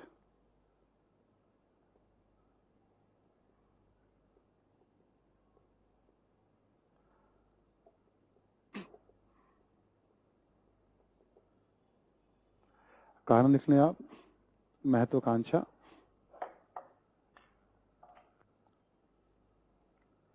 ठीक है, दोनों कंपनियों की महत्वाकांक्षा। एक और लिख लें आप अंग्रेजों एवं फ्रांसीसियों के मध्य सप्तवर्षीय युद्ध।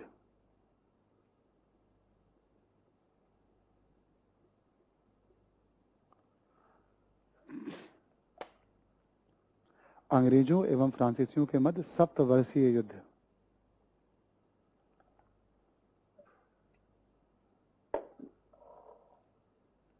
ठीक है, ये सप्तवर्षीय युद्ध क्या था? कनाडा, मेनली कनाडा, अमेरिका,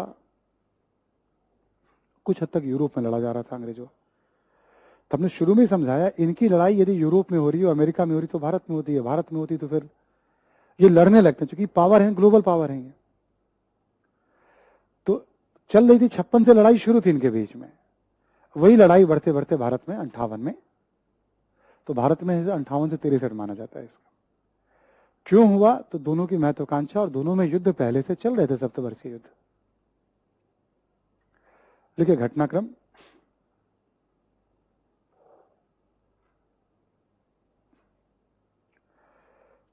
देखिए 1760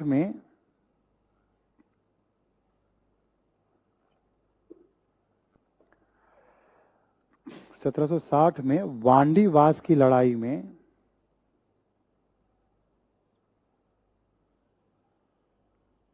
वांडीवास कर्नाटक में हुआ। इसका मतलब तीनों जगह, जितनी भी जगह है, सब कर्नाटक यानी तमिलनाडु में। ये कॉन्सेप्ट है आपका कि वांडीवास कहां था? तमिलनाडु में था, कर्नाटक यानी तमिलनाडु। ठीक है, चाहे वो अंबूर हो, चाहे वांडीवास हो, चाहे आरकॉट, जो भी हम बात कर रहे हैं सब, है ना, सारी जगह त्रिचुरापल्ली हो, सब तमिलनाडु में है वो। 1760 में वांडीवास की लड़ाई में ब्रिटिश सेनापति आयरकुट ने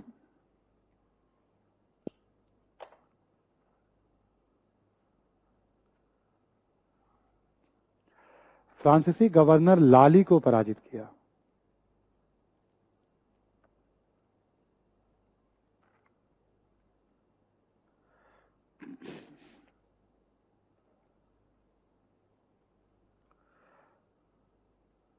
फ्रांसीसी गवर्नर लाली को पराजित किया।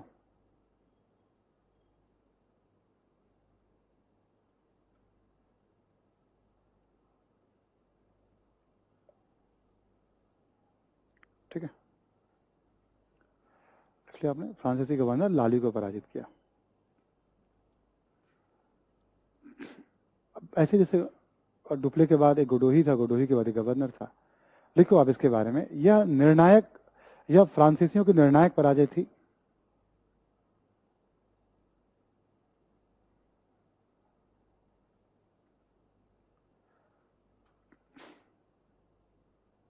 ठीक है,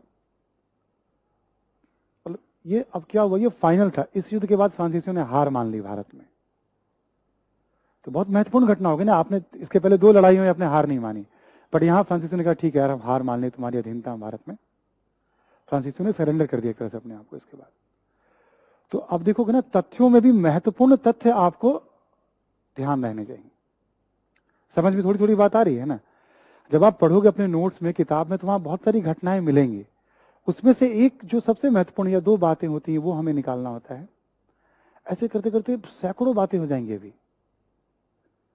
ये भी शुरुआत है, अभी तो पार्टी शुरू हुई है, ठीक है ना? ऐसा मत समझिएगा कि बस ऐसे अभी तो जैसे बैकग्राउंड चल रहा है, 4-5-7 दिनों के बाद आपको लगेगा अच्छा अब इतिहास में आ गए अब हम। फिर मैं स्वागत करूंगा आपका, इतिहास का बस स्टूडेंट हो गए, अब स्वागत है आपका इस क्लास में। अभी तो मैं आपको उस योग्य बना रहा हूँ कि इतिहास के स्टूडेंट बन जाए आप, ठीक है ना? ये बात हो गई आपकी। नेक्स्ट पॉइंट लिखें आप। 1763 में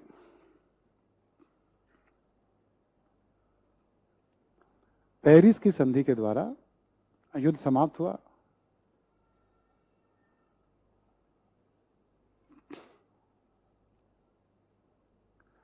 फ्रांसीसियों ने निम्नलिखित शर्तों को माना।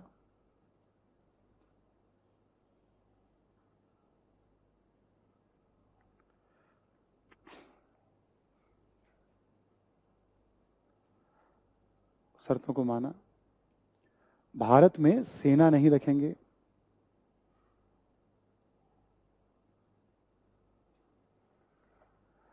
भारत में सेना नहीं रखेंगे, कॉमा, व्यापारिक केंद्र की किलेबंदी नहीं करेंगे,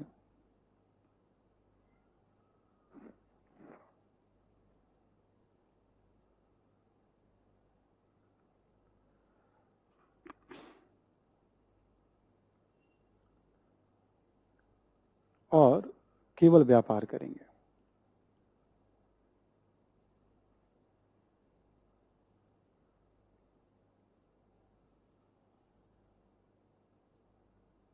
ठीक है, और केवल व्यापार करेंगे।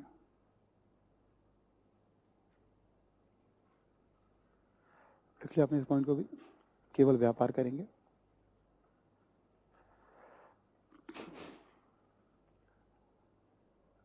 अब ये जो आपका था, इसमें देखोगे आप कि जैसे उन्होंने कहा कि हम सेना नहीं, सरेंडर कर दिया एक तरह से, तो ये निर्णायक था। अब 3 संधियां ली हमने, पांडिचेरी, हर संधि में प्रावधान होते हैं ना, इसमें ये हुआ ये हुआ, हमें प्रावधान की जरूरत नहीं है। ये बातें थोड़ी विस्तार के दृष्टिकोण से महत्व रखती हैं, इसलिए हमने इस प्रावधान को ले लिया कि चलो अंग्रेजों की सर्वोच्चता इससे स्थापित फ्रांसीसियों के संदर्भ में हो गई। अभी तो शुरुआत हुई अंग्रेजों की भी। तथ्यों को ले भी रहे हैं तो हम क्यों ले रहे हैं, मतलब जस्ट हमने कहा था ना लॉजिकली, मैं आपको बताऊंगा हम लेते भी हैं तो क्यों लेते हैं तथ्यों को, वो कहीं ना कहीं विस्तार से जुड़ रहा है वो पॉइंट, ठीक है? तो ये रीजन होता है। अदरवाइज हर संधियों में कुछ ना कुछ बहुत सारे प्रोविजन होते हैं, क्षेत्र को लेके होता है, बहुत सारी बातें होती है उसके अंदर, है ना? हमें ध्यान रखना, चलो इस संधि से समाप्त हुई थी बात, खत्म हो गई बात। अब इसको पढ़ क्यों रहे हैं हम लोग भाई? सामान्य अध्ययन में कर्नाटक युद्ध को अंग्रेजों और फ्रांसीसियों के बीच में हुआ।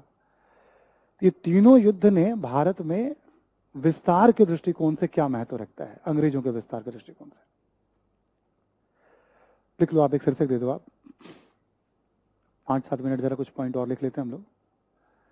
लिखें आप, भारत में ब्रिटिश विस्तार के दृष्टिकोण से कर्नाटक युद्धों का महत्व।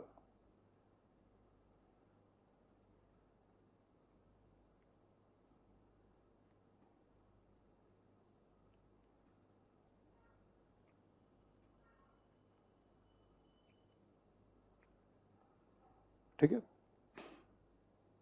तो तीनों युद्धों का आउटकम क्या माना जाए, ओवरऑल तीनों को मिला दिया जाए तो, है ना? पहला पॉइंट लिखें आप, अंग्रेजों ने अपने एक महत्वपूर्ण प्रतिद्वंदी को रास्ते से हटाया।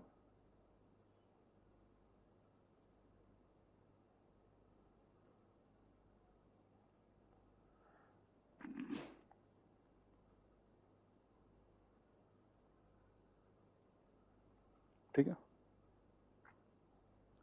सबसे पहली बात तो ये थी कि भाई फ्रांसीसियों को रास्ते से हटा दिया उन्होंने, नंबर 1। अगला पॉइंट लिखें,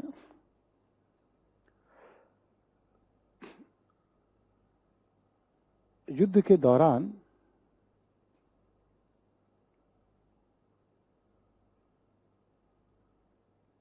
उत्तराधिकार का युद्ध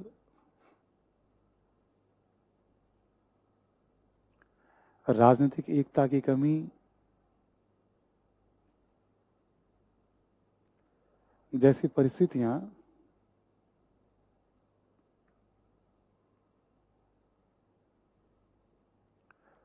राजनीतिक एकता की कमी जैसी परिस्थितियां साम्राज्य विस्तार के लिए एक अवसर है।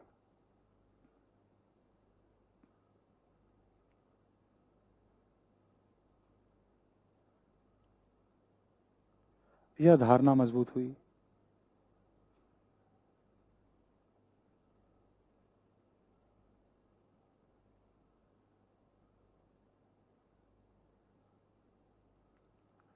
ठीक है, अब जैसे लड़ रहे हैं तो वो अपॉर्चुनिटी है, आपस में इनमें एकता नहीं, वो अपॉर्चुनिटी है। देख तो बहुत दिनों से रहे हैं, बट वो धारणा मजबूत युद्ध के साथ साथ। ठीक है, तो वो अनुभव आगे भी जहां कहीं भी होगा, अच्छा ठीक है, इसका हम फायदा उठा लेंगे। ये अनुभव अंग्रेजों को लगातार अब काम आएगा। अगला पॉइंट लिखें आप एक और। कंपनी के नेतृत्व में आधुनिक तरीके से प्रशिक्षित सेना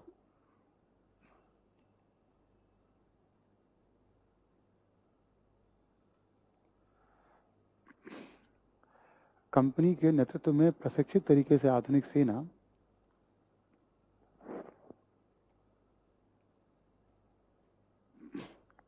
ठीक है, भारतीय राज्यों के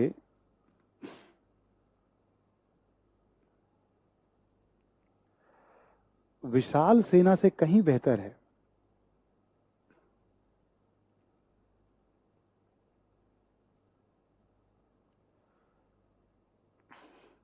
ठीक है, यह आत्मविश्वास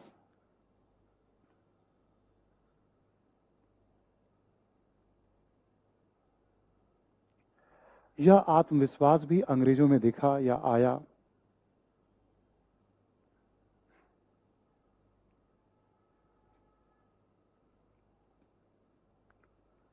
अब 210 की सेना 4000 की सेना को रोक दे रही है।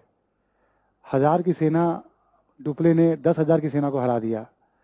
इसका मतलब है कि हम यदि ट्रेंड होकर लड़े तो हम बड़े बड़े राज्यों को हम हरा सकते हैं। ये आत्मविश्वास भी है, यानी आगे हम खेल कर सकते हैं। कर्नाटक युद्ध का टेक अवे क्या था, क्या लिया अंग्रेजों ने इससे, मतलब ओवरऑल समझ में आ रही बात सभी को ना। हमारा मेन टॉपिक तो विस्तार है भी, है ना। अगला पॉइंट लिखें आप। भारतीय सैनिकों को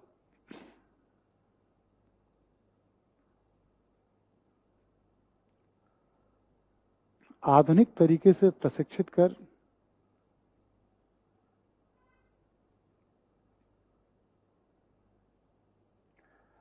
यूरोपियन सैनिकों की तरह योग्य बनाया जा सकता है।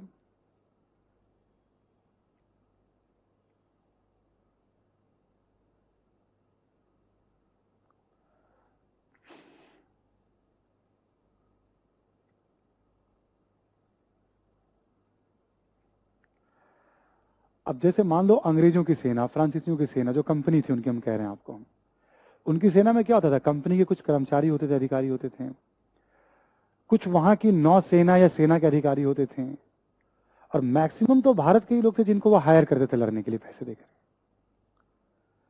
तो उनको ये भी लगा कि हम इनको पैसा दे करके अपने यहाँ के सैनिकों की तरह इन्हें हम ट्रेंड उतना ही योग्य हम, ये बात भी उन्हें समझ में आ गई।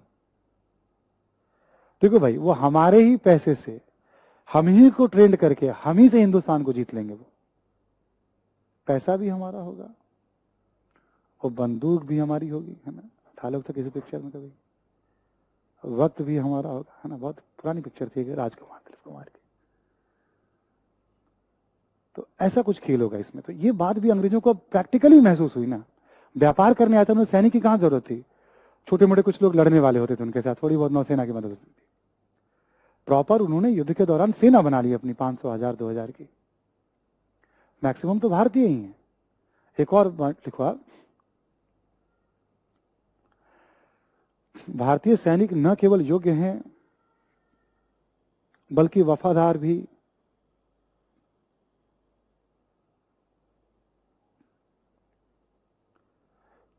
यह धारणा भी कर्नाटक युद्धों के दौरान मजबूत हुई।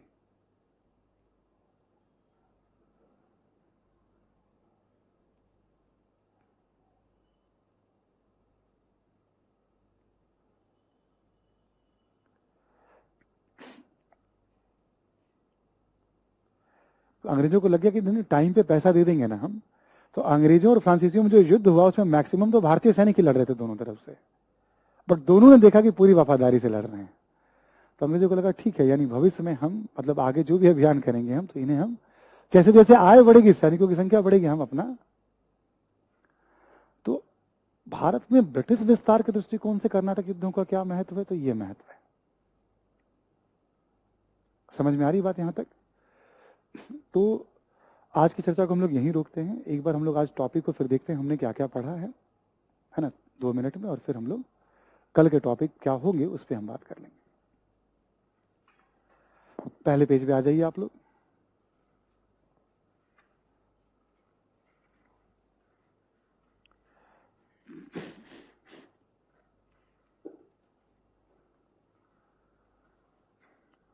शुरुआत कहां से हुई थी? यूरोपियन कंपनियों व्यापारियों का या यूरोपियन का भारत में आगमन, ठीक है ना? ध्यान है सभी को? भारत क्यों आ रहे थे, क्या मकसद था उनका, क्या करते थे भारत आकर के, मतलब एक सब तथ्यों को हटाकर हमने कहानी बना के लिखा दी आपको, नंबर 1। दूसरा, 18वीं सदी में भारतीय राज्य, अंडरस्टैंडिंग रहेगी ना सभी को? जैसे अब थोड़ा ध्यान लगाओगे ना आप, जैसे बंगाल का राज्य था, अब पहले मुगल थे, बस एक स्टोरी बनानी है, मुगल में बाबर थे कि हुमायूं थे, छोड़ दीजिएगा आप इसको भी। एक पूरी सत्ता थी जो कमजोर हो गई कई कारणों से, हमने समझाया कमजोरी के अलग अलग कारण होते हैं। भारत छोटे छोटे राज्यों में विभक्त था, कौन कौन से राज्य थे मैंने बता दिया आपको महत्वपूर्ण। दूसरी बात, तीसरी बात, उस समय राजनीतिक दशा क्या थी, ठीक है? छोटे छोटे राज्यों में विभक्त, मराठों से संघर्ष, पड़ोसी राज्यों से संघर्ष, उत्तराधिकार का युद्ध, गुटबंदी, पिछड़ा सैन्य संगठन, नादिर शाह वगैरह के आक्रमण, यूरोपियन दुनिया के बारे में अनभिज्ञ, करेक्ट ना? जो बात हमने बताई वो हमने क्या कहा, ये सब किसी पे लागू कर दो आप। अब देखो कर्नाटक युद्ध में हमने क्या देखा, हैदराबाद और कर्नाटक एक तो हो सकता था ना, अंग्रेजों नहीं एक हुआ। मैसूर कर्नाटक का साथ दे सकता था, भाई बाहर ही लड़ रहे हैं हम, साथ दे दें हम, नहीं हुआ, एकता की कमी। हैदराबाद कर्नाटक में क्या देखा हमने, उत्तराधिकार का युद्ध। यूरोप में लड़ाई हो रही है, हमें पता ही नहीं उसकी लड़ाई भारत में शुरू, हमें कुछ पता ही नहीं, अनभिज्ञता, खेल क्या चल रहा है साम्राज्यवाद का। तो जो कॉन्सेप्ट हमने बताया वही कॉन्सेप्ट कर्नाटक युद्ध में ही आपको प्रैक्टिकल एग्जांपल के माध्यम से, अब कल हम लोग जैसे बंगाल पढ़ेंगे वहां पे भी यही कॉन्सेप्ट आपको दिखेंगे। उत्तराधिकार का युद्ध था, एकता की कमी थी, उसमें कहीं मराठों की एंट्री हो जाएगी, कभी अफगानी, मतलब चलेंगे यही कैरेक्टर। मतलब कोई स्टूडेंट यदि थोड़ा बहुत समझ रखता हो, तो हमने पहले टॉपिक की इतनी अंडरस्टैंडिंग दी है कि वो चाहे तो खुद से भी पूरे टॉपिक को तैयार, अब बस उसे दिक्कत क्या आएगी, घटनाओं का किसको महत्व ज्यादा देना है कम देना है, भी वो आकलन करने में थोड़ा उसको, चूंकि किसी का बैकग्राउंड हो नहीं हो कोई फर्क नहीं पड़ता है, जिनका बैकग्राउंड हो वो ज्यादा सावधान रहिएगा, तो भ्रम होता है।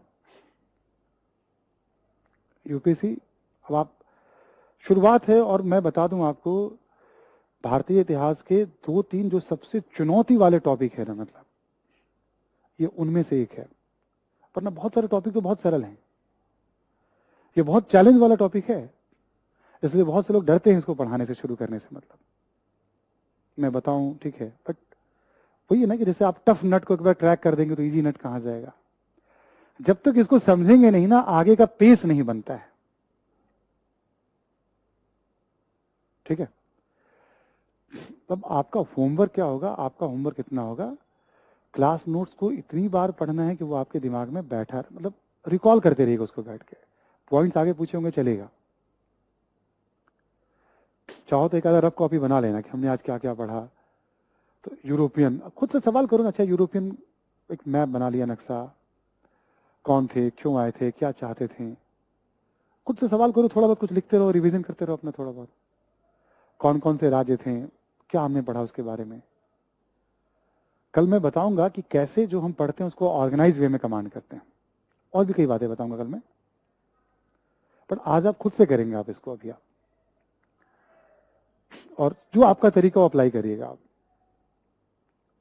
तीसरा हमने बताया राजनीतिक दशा, तो दशा के बारे में हमने कहा किसी भी राज्य पे अप्लाई कर लो, मान लो मैं कहूं आपको मराठों की क्या कहानी थी, तो यही कहानी थी। तो सारे कॉन्सेप्ट अप्लाई करें। चौथा हमने बताया 3 कर्नाटक युद्ध, कुछ कुछ इन्फॉर्मेशन आ गई इसमें अब, क्योंकि यहाँ से हमने टॉपिक की प्रॉपर शुरुआत कर दी है। तो पहला कब से कब हुआ, कौन सी संधि हुई, सेंट थॉमे का युद्ध आ गया, फैसला क्या हुआ। दूसरा कब से कब हुआ, अंबूर की लड़ाई, पांडिचेरी की संधि, डुप्ले को वापस, क्लाइव का नाम लिया, डुप्ले का नाम लिया, मतलब क्लाइव का नाम क्यों आया, डुप्ले का नाम क्यों आया, ऐसे बातचीत करते हुए आप क्लास नोट्स पे पूरी पकड़ रखनी है। शुरुआत हुई, अभी तो रह जाएगी। 8-10 दिनों के बाद जब पहली वाली क्लास में पकड़ रहती है, इसका मतलब आप कंसोलिडेट करना सीख रहे हो आप। ठीक है, कल हम लोग क्या बात करेंगे आपसे, कल बात करेंगे आपसे हम कर्नाटक युद्ध के बाद पूरे बंगाल विजय के बारे में कल आपको बताऊंगा। और कल ही मैं आपको आंसर राइटिंग की शुरुआती समझ भी दूंगा। मैं चीजों को रिटेन कैसे रखते हैं और आंसर राइटिंग में क्या क्या चैलेंजेस होते हैं, और शुरुआती समझ कल मैं आपको एग्जाम्पल्स वगैरह देके बताऊंगा कल मैं आपको। ठीक है, तो हो गया। और हाँ, जब क्लास नोट्स कमांड हो जाए तो जितना मैंने, जैसे कर्नाटक युद्ध मैंने बताया, तो तीनों कर्नाटक युद्ध करीब 1.5-2 पेज में विपिन चंद्रा में है, उसको आप चाहो तो 1-2 बार पढ़ लेना। आगे का बेशक आप पढ़ो या ना पढ़ो, बंगाल में क्या हुआ था, बट वो पढ़ लेना। और पढ़ने का मतलब ये नहीं कि वहां से कुछ नोट्स बनाने हैं, आपको इससे अधिक जानकारी मिलेगी, इन्फॉर्मेशन, बट 2-3 बार नजर रहने देना आप उसके ऊपर। पढ़ने से क्या होता है, थोड़े कुछ फॉर्मल वर्ड्स, लैंग्वेज का फ्लो, कैसे शुरुआत करता है लेखक किसी टॉपिक का, कैसे एंड करता है, जाने अनजाने आप बहुत कुछ सीखने लगते हो आप। ठीक है, तो जरूरी है पढ़ना, उसका कुछ यूज नहीं करना है आपने, बस पढ़ना है आपको। बट इसको कमांड करने के बाद रोज का यही होगा, क्लास नोट्स कमांड करने के बाद जो रिकमेंडेड होंगे 2 पेज 3 पेज, आप उसको ठीक है पढ़ लीजिएगा, जरूर पढ़िएगा आप। ठीक है, जैसे आपको उसमें मिलेगा, अच्छा फ्रांसीसी क्यों हार गए थे, मिलेगा आपको उसके अंदर, मैंने तो चर्चा की नहीं। कल आप पढ़ के आइएगा। अच्छा कल आना नहीं है, कल आना नहीं है ना, वो गलती से मैंने जो है वो सूचना मतलब ठीक है आपको दे दी थी, ठीक है, कल आना नहीं है, पर पढ़िएगा आप। जैसे मैं से पूछूं, अच्छा बताओ फ्रांसीसियों की हार क्यों हुई, जो जीतता है उसकी योग्यता होती है, जो हारता है उसकी कमजोरी होती है। इतनी बात हमने समझा दी, इसमें 2-3 बात आप बता सकते हो, किताब में आपको दिखेंगे 4-5 पॉइंट, अच्छा ये रीजन था। ऐसे ना कुछ कुछ समझ आपकी बनती जाएगी। ठीक है, होमवर्क क्या दिया मैंने आपको, क्लास नोट्स पे कमांड और कर्नाटक युद्ध को पढ़ना है, कुछ भी एक्स्ट्रा नोट्स वगैरह नहीं बनाने। ठीक है, नंबर 1। कल मैं क्या कराऊंगा आपको, बंगाल विजय पे ही कल पूरा टाइम निकल जाएगा आपका, और क्वेश्चन आंसर के बारे में शुरुआती समझ में आपको दूंगा। ठीक है, चलिए फिर, आप 3 घंटे की आपकी पहली क्लास रही आज की, शायद ज्यादा ही हो गया होगा थोड़ा बहुत टाइम, लगभग 3.5 घंटे में पहुंच गए आप, है ना। तो आप समझ सकते हैं आपके इतिहास में भी 3-4 घंटे अब आप पढ़ लेंगे अब आप। ठीक है ना। चलिए, कल हम लोग ऑनलाइन रहेंगे जल्दी, आई होप कि क्लास शुरू हो जाएगी, तो बाकी सारे स्टूडेंट्स भी जुड़ेंगे तो बहुत मजा आएगा। Thank you everyone.